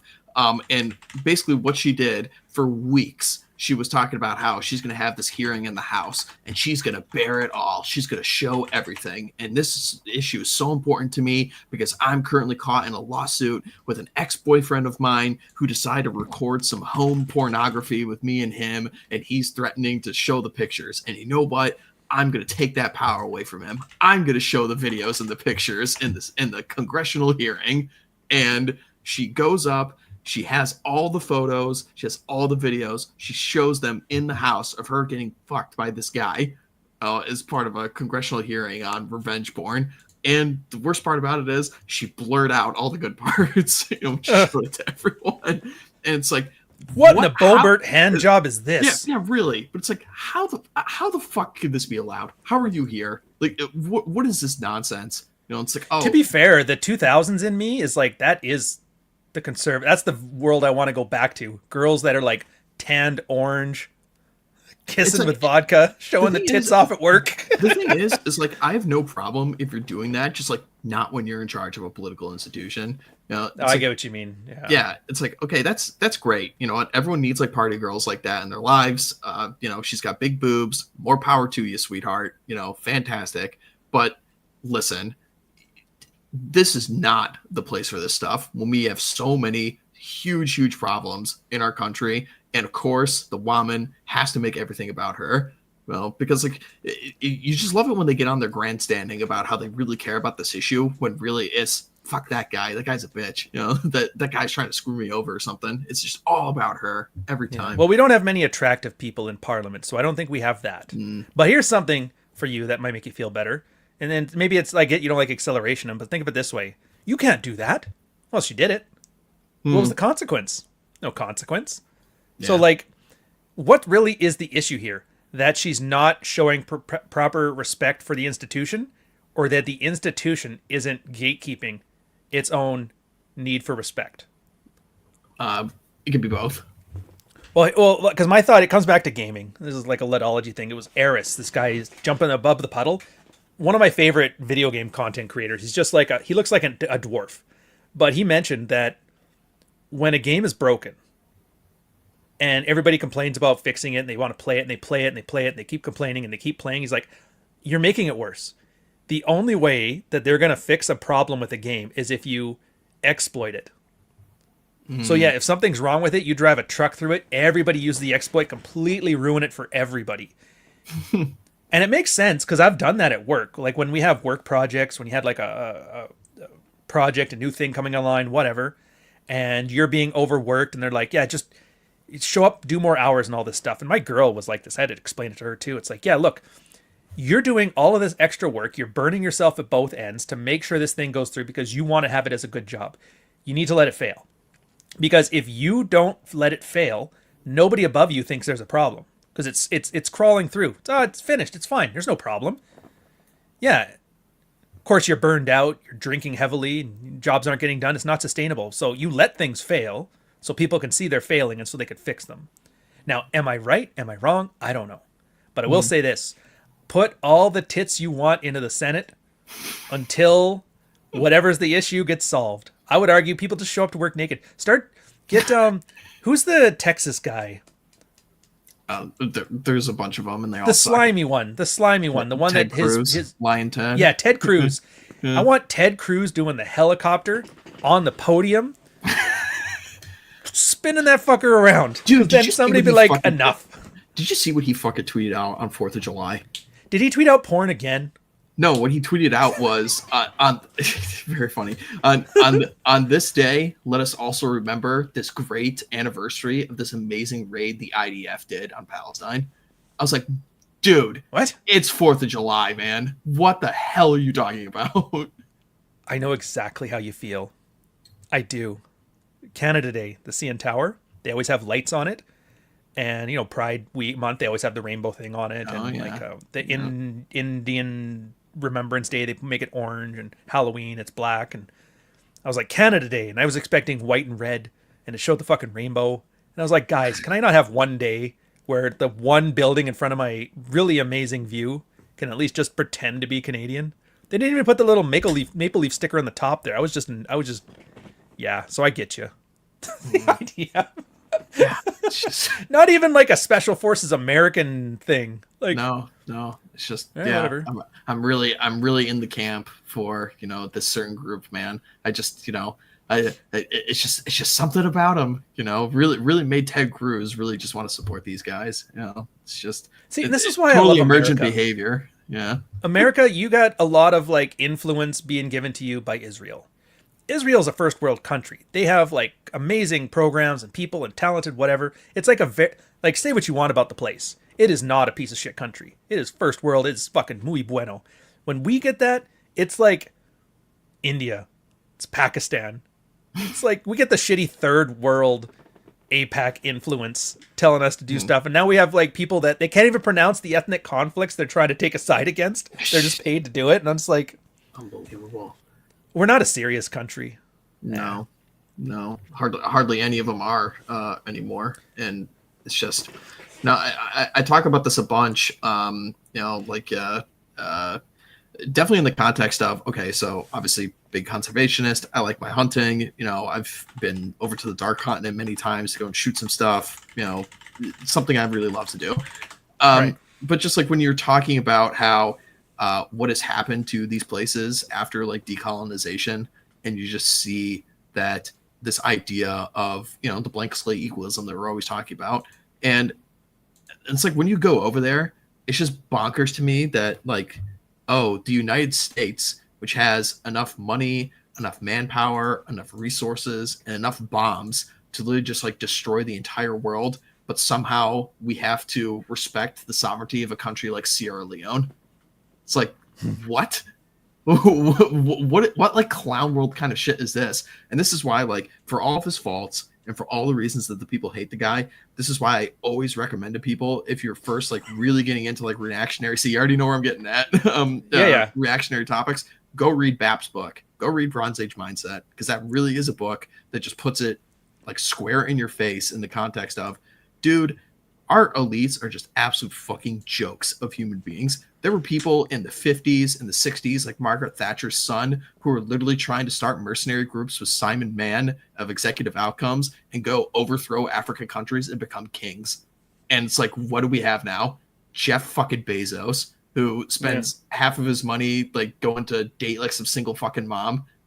It's just such a joke, man. I like, where are the warlords? Where's like anyone who has like any drive to go and do something like this? Well, you know what? I mean, first off, laughing at AK's one here too. Leave the stream for a few minutes, come back, and Coach is talking about Ted Cruz slinging dick on the Senate. Chesty, why is this man I know? And I think he hit it early on, and it took me a while to get there. And I don't know, you might get there too, assuming it's the place to get, where he told me it's like, the only thing that matters is the local. And the more this stuff goes on, I get it. Because I can sit here and get mad about everything that's happening And it's justifiably stuff to get angry about, and it's stuff that's easily fixable. It's just that somebody either doesn't want to or profits from it not happening. But in the end, I can only control like the local stuff. And I've found that every time I kind of get sucked in one of these rabbit holes and like, oh my God, they're doing this in Toronto and this in Toronto, the closer I make my world, the more manageable it is and the more happy I get. And of course, if it gets too bad, I can just leave. Which is funny because we're talking here like about like super like nationalist sentiment. But then what's my plan? My plan is I'm out going to the States. Going to become an American citizen. I think that's the best route. And ultimately it is because I kind of gave up on those pie in the sky, high-minded ideas, hence Rhodesia Light. Yeah. We didn't get a Bush war. But I mean, what else is there? You got the local stuff. And that's what you did. You decided to go the accounting route. You've moved to a different place, one that's it's better for you. I'm assuming tax-wise it's better for you. I don't know all the reasons you moved, but I'm assuming it's not because you wanted life worse. And your life's been getting great. Yeah. You're going on trips. I heard you even date girls now. Yeah. What the hell? I know. No more X-tubers or V-tubers. No more OnlyFans chicks. No, like I'm gonna try one of these real life, a barista from Starbucks or something. Yeah, exactly. And you're happier for it. Yeah. I mean, it was. It's interesting. Kind of. I was talking about this recently on a stream where it's been interesting to go through the phases of like, I don't want to call it like post red pill because it's not like the right word for it, but it's the one we got now anyway. I've been a consumer of the content. I've been a creator of the actual content. And now I'm like on the other side where it's just like, I've got what I've needed out of it. I've got my relationship. I'm happy with it. I want to do like the wife and kids thing. And I just like don't really pay attention to what's going on in the space, like basically at all, aside from you, because you're like the only streams that I watch in this thing. You're also like, I mean, I'm basically out of the space too. Well, yeah, exactly. But it's also like you're the dude I like promote, like when I'm on my own side of things, which I get a kick out of when I see my own guys like in the chat and here sometimes, you know, it's like, hey, you know, at least somebody's found their way over here to the good side of the space. You know? It always blows my mind because like they know the jargon and I've never seen their thing before too. So I was like, wow, where the hell did this guy come from? That's awesome. Yeah. So. But yeah, what's next? I think that's a great question, and it's better than what they used to be. Like, what did Cernovich decide to do next? Is that something you want to do, Roosh? Although I heard he got married as a kid now, but he went kind of religious zealot, and I'm like, is that what you want to do? Everybody's got enough examples now. What happens after somebody hits? And I'm using the word fame here, like it's a sliding scale. Once you hit your fame, after Fresh and Fit, what do you do? After you red pill, what do you do? I think some of the best examples are the guys that kind of. They're like you. They don't disappear. They don't pivot to the newest outrage thing. They don't go crazy and go to jail for protesting a January 6th. They just kind of start doing other things, and they do the other things with the same skill that they're doing things with, and it's good. Some things I like and some things I don't. It doesn't matter. They're still doing it well, and sometimes I just get off on watching people doing something well and enjoying themselves. Yeah, I think it really like the thing that kind of stuck with me most of all like these RP things. By the way, I really liked your stream where you did with like you went through that tweet that you have like the most like anti-red pill take or something. Oh, those made me laugh so hard. Yeah, it's like every single one of these is the most red pill thing I've ever seen. yeah, it was really neat. But just the thing that really just stuck out to me like the most about it is just all your pillars of frame, just doing what you want to do. And just being completely unapologetic about it. It's like, you know what? I like the natural world. I'm going to go shoot stuff. I'm going to go post about animals. I'm going to make a company about, a political fraternity in the United States so I can take my country back. And, I am totally unapologetic about it. I've had like some, hit pieces written about me and my company recently. Just do not give a shit. I apologize for absolutely nothing. Welcome to Orc City, Hawk. Yeah, there's nothing you could say to me that's going to make me like backtrack. I had people like go on to like my old Substack posts when I was like writing red pill stuff on my Substack like 3 years ago and saying, this is unacceptable. How dare you say something like this about women? It's like, fuck you. Don't care. Not apologizing. Yeah. That's the thing too. It's like you weren't writing to get validation from people. You were writing stuff that you honestly believe or thought or was learning or processing or whatever. So what's there to apologize for? Mm-hmm. Either it got you to where you were or you still believe it. And either way, it's not, you didn't do anything wrong. I think that's the big red pill one. Like you said, it's doing what you want. I'd argue there's like, and it's the subtle thing that I don't think anybody understands, is that not just being accepting of any consequences. I don't mean that as a pejorative, just when you do things, things are going to happen. But being aware of what they are and being okay with it. Yeah. So I think, because Why More Please, he mentioned this to me a couple of years ago. We were talking about this, and he's like, what's the difference between a crazy person and a guy with frame? And it's like, well, the crazy person's an idiot. And when he said that, I laughed, but it's true. Yeah. Like, yeah, you'll do something. I think I talk about it, guys, all the time in the community. They're like, well, if I do this and my wife gets mad, it's like, yeah, she's allowed to get mad. Did you do anything wrong? It's like, no, I think this was the best thing for me and the family and whatever. And it's like, okay, so you do that. And you know, when you do that, she's going to get mad. She's allowed to get mad. You don't have to get mad with her. You don't have to appease her. Just, and then everybody it kind of clicks where they realize like, oh, so just things can happen. And if they're not things that I don't want to happen, I don't have to care. Mm-hmm. You could just do things. Yeah, you can just do things. Yeah. Fucking right. Yeah. I love how our memes are just everywhere. Like, everyone just uses our language. It's great. It's also good. Yeah. Yeah. I don't know, to be fair, I'm looking forward to, and I know I'm obviously, because I'm like doing the reading and the book space now, I'm kind of looking forward to what's going to happen in the next years, because I think it's finally starting to hit. Like here, I'm going to do a quick little thing right now. The books I've been talking about lately, guys, I don't know if you're avid readers or not. The one I was talking about from John, his is called The Black Crown, Age of Adventures. It's on Amazon. I should probably do links to these too, since we're here. I'll pull up links like as I get around to it. But anyways, yeah, so it's adventure fantasy. It's not my genre, so I'm not a fan of it. But it looks like it's got that Warhammer vibe where it has like an entire glossary of descriptions for the different factions. Even got like racial slurs is like a thing. And so if you guys are one of those people that love the world building detail side of it, that'd be good. So that might be something for you. It's getting a big pig right now. Nutcranker. I've only read like a page or two of it yet, just to see what was out. Don Baltic's book. It just hit like mainstream popularity right now. So I'm actually going to give it like a solid read right now.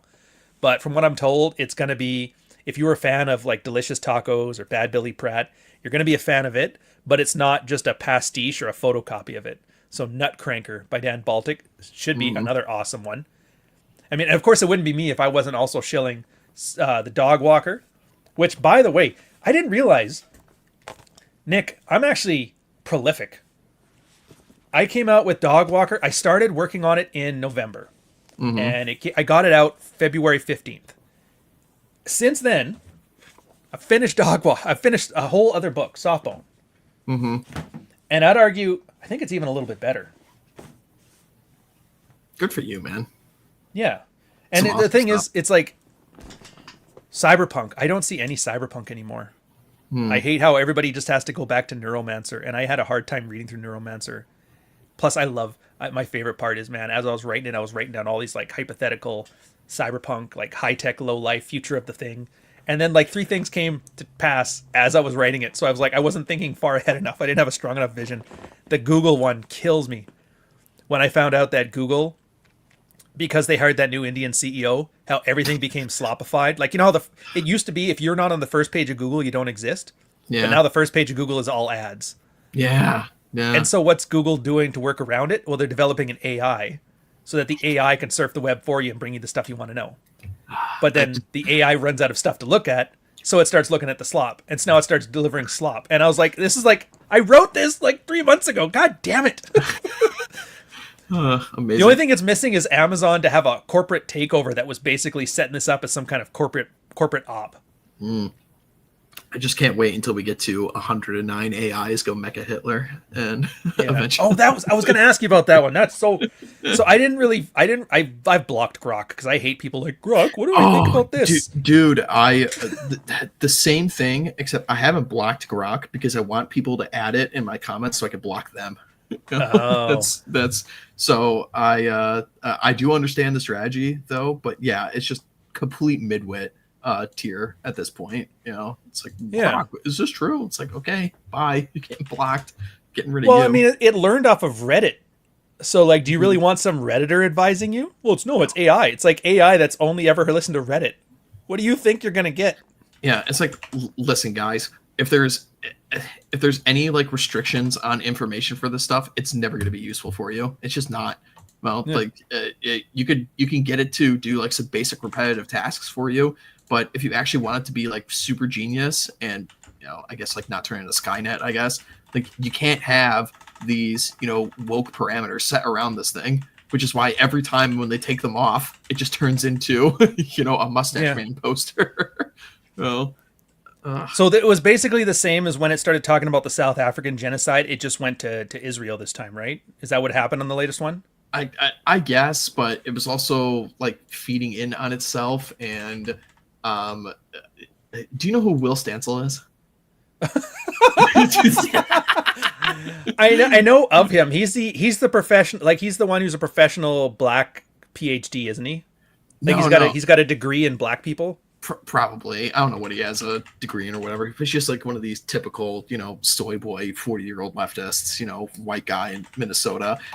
He tried to run for local Congress, but a bunch of like our guys were in his mentions basically talking about how like this guy's like a Nazi sympathizer, and he would just be arguing with people in his comment section saying, I'm not a Nazi. And mind you, this is like the most left-wing guy like literally ever, probably like lets a black man fuck his wife or something. You know, that's just like how left this guy is. But he's just fighting with everyone in his comment section, and basically like the stink of him fighting with a bunch of like quote unquote Nazi sympathizers like got him to lose his election, which is like kind of amazing. Poor guy, man. But, I mean, I feel bad for him, but it's his own fault. But I still feel bad. I guess pity is the word to use. Yeah, he just can't help himself. None of these leftists can help themselves. You know, they just have to argue with it all the time, which is what's so funny about this. But basically, Grok got into his comment section, and because he just wouldn't stop arguing with it, it just kept on feeding off like the same you know, discussions they have back and forth, because like you can't out argue the AI. Like it's never going to stop, you know. Literally, like the description of the T-800, you know, like there's no way. So it basically got to the point where it was telling everyone in the comment section how to break into Will Stancil's house and rape him. Yeah, that's the part I heard on this one, where it was kind of. And then I guess, because I only heard about it afterwards, when I guess he went on to, I don't know, some national news thing. Yeah. And they made like a national story about AI is trying to grape Will Stancil. And I guess he was sitting there like they're playing it straight. Yeah. He's playing it straight. He's sitting at his computer like in those news interviews where it's always, and then he learned the root, and you'd always have that B-roll of him just sitting there typing. Like, just type. All right. Yeah, he's that guy literally for forever now. The lolcow, man. He will be forever milked for laughs. Yep. Yeah. Which you know, and I'm glad that everybody got their screenshots in before the thing got nerfed. But I'll say this, man. My only take on the entire day, I didn't tweet it all that entire day because I was like busy with other stuff, but I did see the stuff that was going on. Oh, so you just got a flood when you tried to. Yeah, the only thing I said at the very end of that day was, today was all right, you know, and that was it. Nice. Amazing. Look at this. They docked Lomez. Oh, I didn't realize he was he's faced out because he got doxxed. Turns out he's a Chad professor writing wife and kids. Yeah. Who'd have thought normal guys have wants, dreams, desires, ideas? Who'd have thunk? Mm-hmm. And that they're also not feminine, which means unacceptable. Yeah, of course. Can't have that. Honestly, and here's the thing. Like, I get it. There's a lot of people who are like a little out there, and they're, you know, more racist than I would like, or they're more anti-Semitic than I would like, but I like having them there, if for no other reason than as like a canary in a coal mine. Like, I would rather have it there and know that that's safe, so I'm safe. Yeah, dude. Like, can you just? This is why I have so much hope, man. It's just, but like, because Fuentes just can't be stopped. The thing is, it's just 5 years ago, none of us could have possibly imagined, you know, the kinds of stuff that we're allowed to talk about now, just like openly, and just everyone, you know, is talking about this stuff. Which that is the kind of stuff that gives me hope. Well, because if you would have told me this like 5 years ago, said like, oh, this is just like a Fed op or something, you know, and it's crazy. Well, I mean, if for no other reason than even if people are very status quo, having a release valve is a huge thing. Like Bill Burr could have been something. All he had to do was not is typical of everything. Don't let his wife run his content. He Athel K'd his comedy career. Yeah. All for some Disney bucks too. Like, damn it. I'm sure his Mordor the Inhaler, or I don't even know what his character is. I never watched the thing. No, I just watched. It was weird. It was like it reminded me of The Simpsons. Remember in The Simpsons for like after the zombie Simpsons period ended, where they're just kind of, oh hey look, it's insert celebrity here. Hi Homer. You're like, that's what when I see the clips of Bill Burr in Star Wars, that's what I think now. Like Mondo Calrissian. Oh hey, it's Bill Burr. Hi Mondo. Hi Yoda. By the way, next month my new comedy's like, what the fuck? Do you see now? I know you and Jack hate it when I start talking about the Yoda prequel backflip bullshit. But like, do you see where my hate comes from? Like, that's what I hate. Yeah, I just think that it's an okay arc for his character because he was the warrior, he failed, and then he became the wizard teacher. Man, you know, he had to go through the warrior arc to get to the point where he's the wise old wizard in the end. Man, see, I love this will be the one disagreement we never ever agree on. Like, I get what you're saying, but then I think, like, if I have to invent headcanon to make something make sense, that's the problem of the art. But fine, it's whatever. You know what? There's wives out there who are like, you know what? I fell down some stairs. He really loves me. He just gets so mad sometimes, and they justify it in their head. So I get it. And I'm not equating you liking the prequels to a battered housewife, but I'm not equating it to that either. You know, I certainly think that all like the current Disney Star Wars shows are probably like definitely like that. Though it's like, oh, we got you know, I don't know, I don't watch any of this shit, but it's like, oh, we got like one picture of like Obi-Wan Kenobi fighting Darth Vader. It's like, dude, you can't fucking do that shit. You know, Yeah. they didn't see each other until A New Hope, man. You know, you can't be doing this stuff. But did it twice. Aren't they doing it another time too? They're gonna do another Obi-Wan versus Vader fight in the whatever. I have no idea. It's just also depressing. Well, I mean, from a branding perspective, from marketing, I get it. I don't agree with it. I don't like it. I think it's horrific, and I think they're essentially like cannibalizing things. But did you know that Disney has this new? I think it's Disney. Their merchandise. I think it's from Disney, but it's they're like Kinder eggs, and you buy them, and then you open them up, and then it'll have a brand in there. Like you'll have a Snickers, and they're kind of like Beanie Baby collectibles. And there's people on TikTok. Oh yeah, there's like, you thought there was a lot of Pokemon? Wait till you see. It's like Pokemon with brands, brand IP. Oh, this one's a Snickers one. Oh, this one is I can't even think of another brand right now. Like Kraft Dinner, and it'll be like a little plastic thing, just a trinket. And then people try to collect them all, and they put them on their shelf. And they have TikToks where it's unboxing videos of this. Wow. And I was thinking, at least Kinder Surprise made the egg out of chocolate. These aren't even chocolate eggs. It's like, it's loot boxes for delayed adolescence. And I'm not even joking. You guys are going to look this up afterwards. You're like, there's no way there. It is. I don't remember the name of the shit, though. Wow. And I can see some marketing guys like, dude, I can sell 2 cents of plastic for $10, giving $3 of licensing to Kraft for their KD box, and sell this for $20. And then, of course, he's going to be like, hey, by the way, movie guy, have you tried this yet? Well, I never thought of putting Dirty Harry into Fortnite. Or with or what was the one? Somebody showed me a thing of the new Call of Duty that did that. It was oh my god, yeah, with Cornholio fighting the Terminator T-1000. Yeah, like, what the fuck is this? I see like clips of this stuff too, and like back during like COVID, I mean, like a bunch of my college buddies, we all decided to get like the new Call of Duty just to see like what it was all about and having like an excuse to hang out with each other again. And oh no, it was like right when they first started doing this shit, where they had like all like the ridiculous costumes and stuff and everyone running around. But now like I see like clips of this stuff and I see like fucking Nicki Minaj fighting Snoop Dogg fighting, you know, like the Predator or some shit. I'm like, what the fuck is this, man? It's just like no context whatsoever. It's the skin suit, all of this stuff. But like Cornholio, Beavis and Butthead. Why is he even in there? He has nothing to do with military anything. And he was like literally the cartoon. It wasn't even like they cell shaded it. Didn't even make it look like a Call of Duty, like what Cornholio would look like. And that no, it's just like the flat out 90s cartoon. Yeah, and the thing about it is like the product is just significantly more shit now too. Yeah. Well, it's like the games aren't remotely as good, but they just put all the effort selling it on branding. Well, yeah, and that's and they do it because it works because they're and this is why like democracy is just like fucking retarded. Basically, it's like the same thing you see with stuff like this. It's like, oh, okay, great. We're gonna have a loot box store where people can buy the Snoop Dogg skin, and you're gonna destroy your game, but the games are still gonna make more money than ever because there are a bunch of fucking idiots out there that will pay for it. And you know, they just ruined Tekken with that too. Tekken 8 dead. I feel they did kind of like the same thing with Mortal Kombat 1. You know, I tried to get into it for a bit, but the game was just like way too fucking sweaty. And basically like the only people who could play it are the people who just have infinite amount of hours to grind. I really hate this shit now where like a lot of games are kind of just like catering to streamers basically. And like, and this is who, cause like people make more money on Twitch, like streaming the game than actually like, you know, the sales of the game in the first place. You know, so it's like, oh, we're going to cater to like the fighting game streamers. And what do they want? Because they play the game for like 12 hours a day. They want the game to be more difficult so they could do like more swaggy combos and stuff. It's like, dude, I don't have fucking time to, you know, learn like a 25 combo for Johnny Cage that is like almost impossible for me to hit. And it's like, dude, all right, pause. I can't play it anymore. I gotta, you don't even know how bad it is. You see the problem, but you got the wrong problem.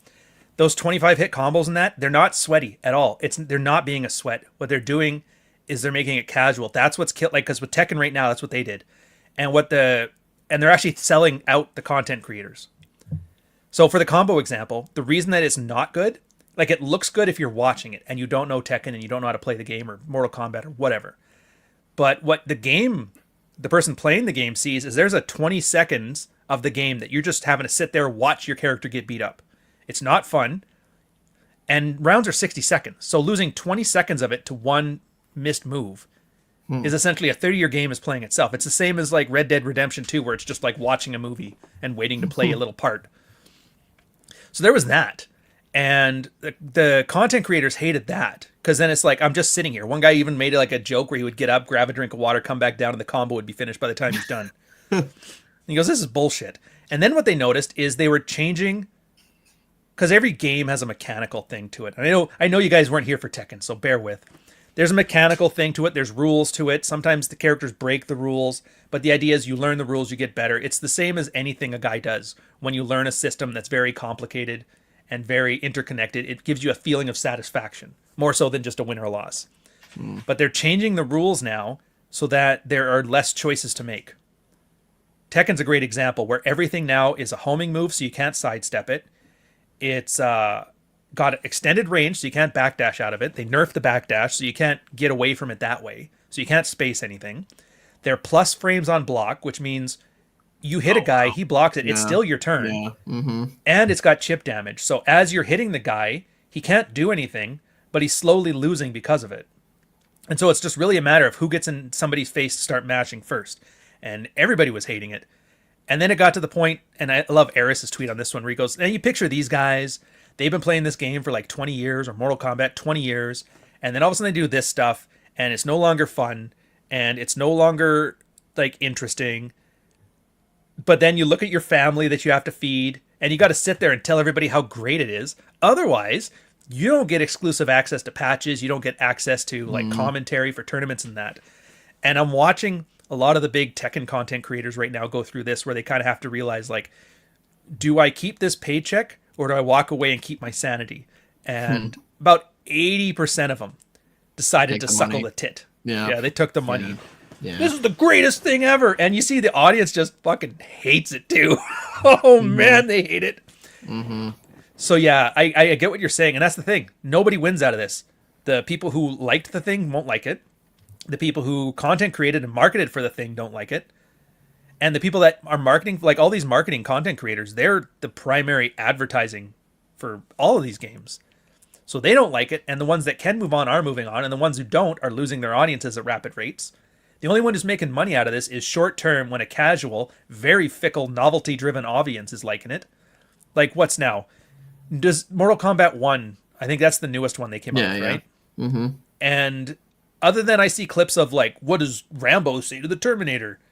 Does anybody play it anymore? Like, what are concurrent viewers? Are they even any good? No, the thing was like the game kind of fell off the cliff on the player base from almost like the onset, like the first season, basically, because they did like 2 like really scummy things. Like I fucking hate NetherRealm for doing this stuff, but they had to just insert grind in the fighting game so you can unlock like all the skins and the additional things for the characters and unlock different brutalities and stuff. It's just stupid amounts of grind.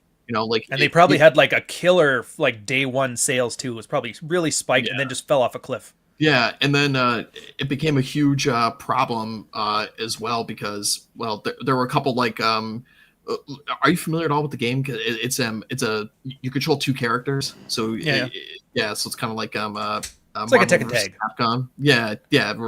So you have your one character on the screen, but you have a character on the sidelines who can extend your combos and stuff. So early on in the game's life cycle, there was like only 2 of like the side characters that were like really good, and they had some exploits that were so like the meta got established early, and then it just got like way too difficult for the average fan to do, and it just like fell right off a cliff. But to my understanding, the actual like tournament scene and the streamer scene, they actually really do like the game, and it seems like it works pretty well. But at least from what I'm gathering, like, dude, I've been playing Mortal Kombat for like 20 years, and I was having a very hard time landing like a bunch of these combos. There's not much room frame perfect inputs. Error. You gotta love it. Yeah. There's very little room for error on this one, and it's just a complete opposite of Mortal Kombat 11, the one that was out beforehand, which I kind of liked. Because it was significantly easier for like inputs and everything like that. It was more footsies based and more neutral based game as opposed to up in your face dash and combo stuff. But the streamers didn't like it because like, oh, this is too easy. And then, they just make like the hardest Mortal Kombat game literally ever. And the fan base just can't even play it. But the streamers like it. So it's just a whole thing. Yeah. But I mean, that's ultimately what it is there's people that like a thing and they're being cannibalized for people who kind of don't mind the thing. And that's why, like, and yes, for different reasons. Like you said, the Tekken one and the Mortal Kombat one, they seem to have slightly different ways that they're fucking over their customer base, but they are. And then you see the same trend. Huge spike, early sales, same thing with Tekken. First year, awesome. Year 2, dropped off a cliff. It's at the point the most popular Tekken 8 video right now is people saying why Tekken 8 is broken.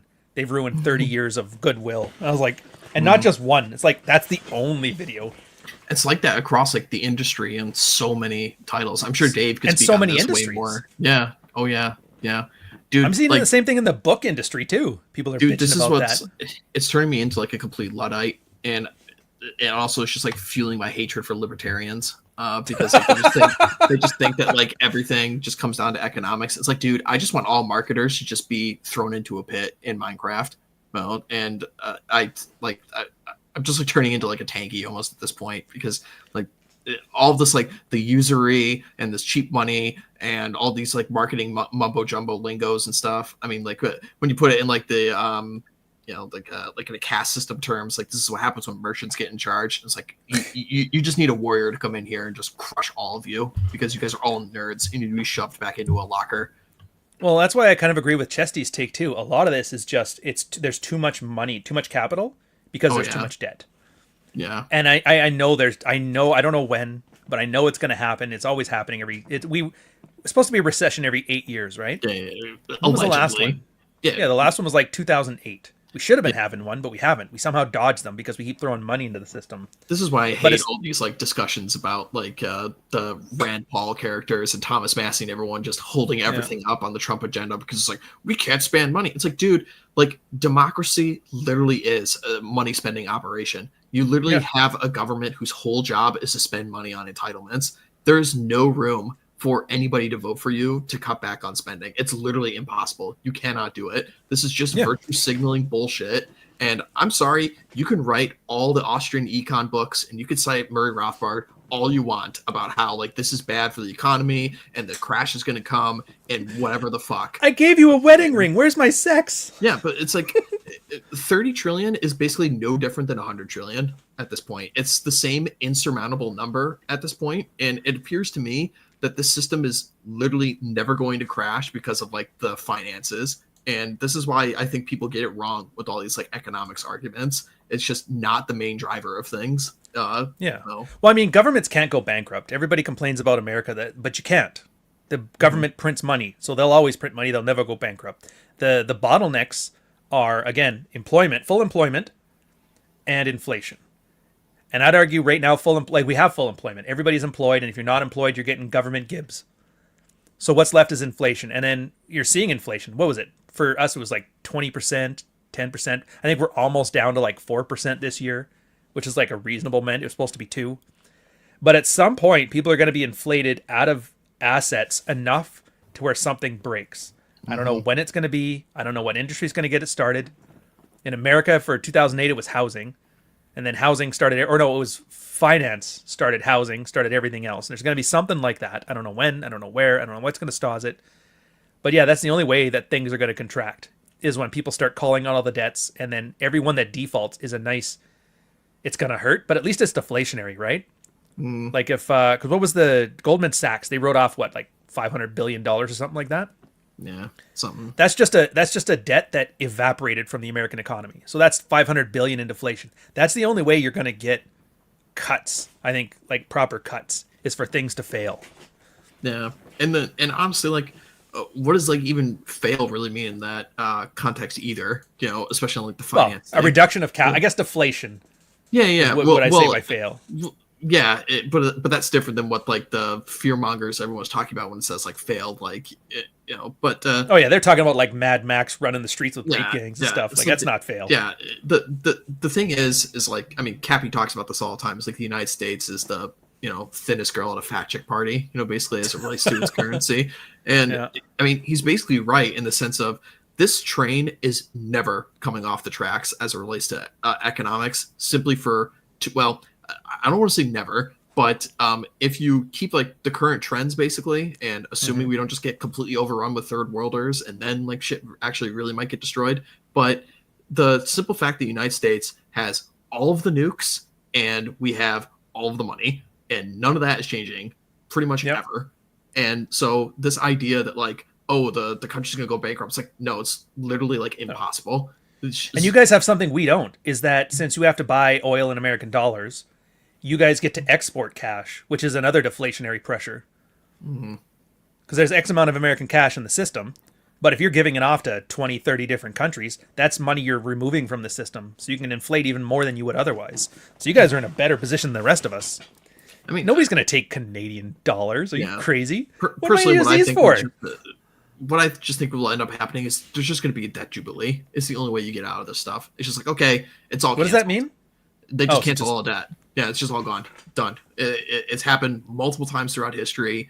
Like the guy with the biggest stick, which is like the United States in this point, which you could easily do if you just like offshored your stuff back from China back to the United States and start like reindustrializing and reshoring up local jobs here. And then the Chinese just don't have any leverage over you anymore. And you could say, oh, well, guess what? That $16 trillion or whatever the fuck it is that we owe you. Yeah, we're not going to pay for that anymore because you sell us all your cheap products that break every 5 seconds. And it's like, well, what's the second order effects of that then? If you all of a sudden, if America, like for example, if America just tells China, no debts, we're not paying you back, whatever. Obviously, China will never loan money to the States again. And other countries will probably see that and like, well, if we can do that to China, do it to us. What are the implications then of just nobody lending money anymore? Yeah, well, a certain group wouldn't be very happy, but yeah. Well, I mean, I really don't know. Like, I know losing worldwide trust to that level, like something's gonna hurt. I know that. I don't know the details, but I'm like, there's got to be some consequences that aren't good if they do a jet jubilee. But then again, it's as opposed to what if things are that bad that's the good option. I mean, I guess it has to happen. I mean, what it seems like to me is that we're leaving a globalized world and going back into a polar world, something more akin to like what was going on in the Cold War. And you're just going to have spheres of influence, which is basically just going to be the nuclear powers are in control of certain parts of the world. And quite frankly, just a multipolar world, you mean, basically? Yeah. Quite frankly, I'm totally fine with that. Well, I mean, as far as I'm concerned, this entire hemisphere belongs to the United States. So if you just stay out of our business, I've no interest in what's going on in Europe, no interest in what's going on in like Asia. Like fuck, Russia could just how roll over all Napoleonic of of you, Ukraine. man. Yeah, exactly. I mean, but then now we're gonna we don't have time for this, but I'm like we're not gonna get into the World War II consensus on this one. But that was the whole point, wasn't it? The idea of 8 European powers all fighting with each other creates World War I. We never want to have that again, so let's punish Germany. Like, oh, it happened again, all right? Well, let's never have it again. America gets the military. Everybody trades with everybody, so now nobody does that. Mm-hmm. So I don't know if that's going to create more war, or if the threat of nukes kind of be like, well, we can't do that either, and something new comes out of it. I don't think I'm going to live long enough to know the answer to this one. No, and to be fair, I'm okay with that. Maybe not. I mean, quite frankly, I think a little bit more war would be good for the world. You know, just not the nuclear Armageddon kind, but just like some actual masculinity kind of shit being injected back into the system would do a lot of people a lot of good. No, which again, I mean, and spanking your kids might be good, but no kid wants to get spanked. Yeah, I guess so. But I mean, I guess it's like just one of those things where it's if you just continue running this experiment, which we have for the last 100 years of basically trying to alter man to like just not even be a human being anymore at this point. It's like, is that even worth it? It's like I'll take the dark sides of humanity if we actually just remain human beings. Well, instead of this like nonsense where we're just gonna like get rid of all like violence and make everybody like passive little F slurs. Oh yeah, the blank slate shit. Yeah, I don't see that. I don't see that lasting. Yeah.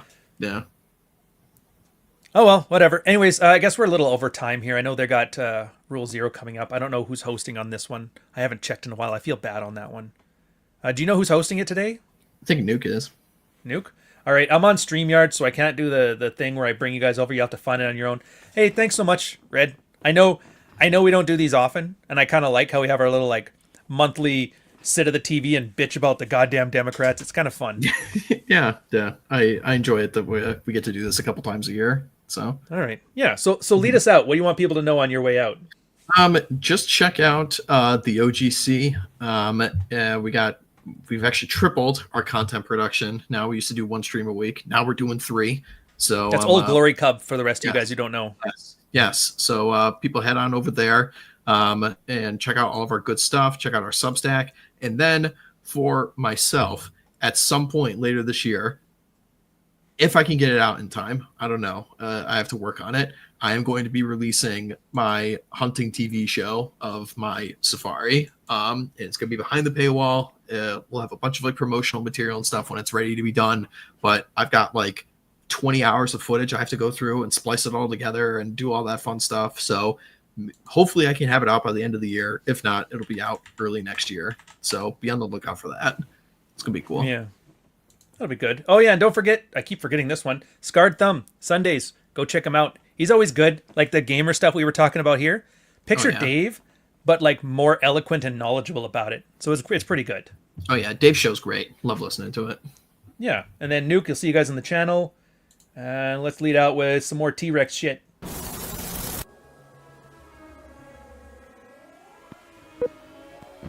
$79T 2458 Learning Corp Little Red Riding Hood. Take 1.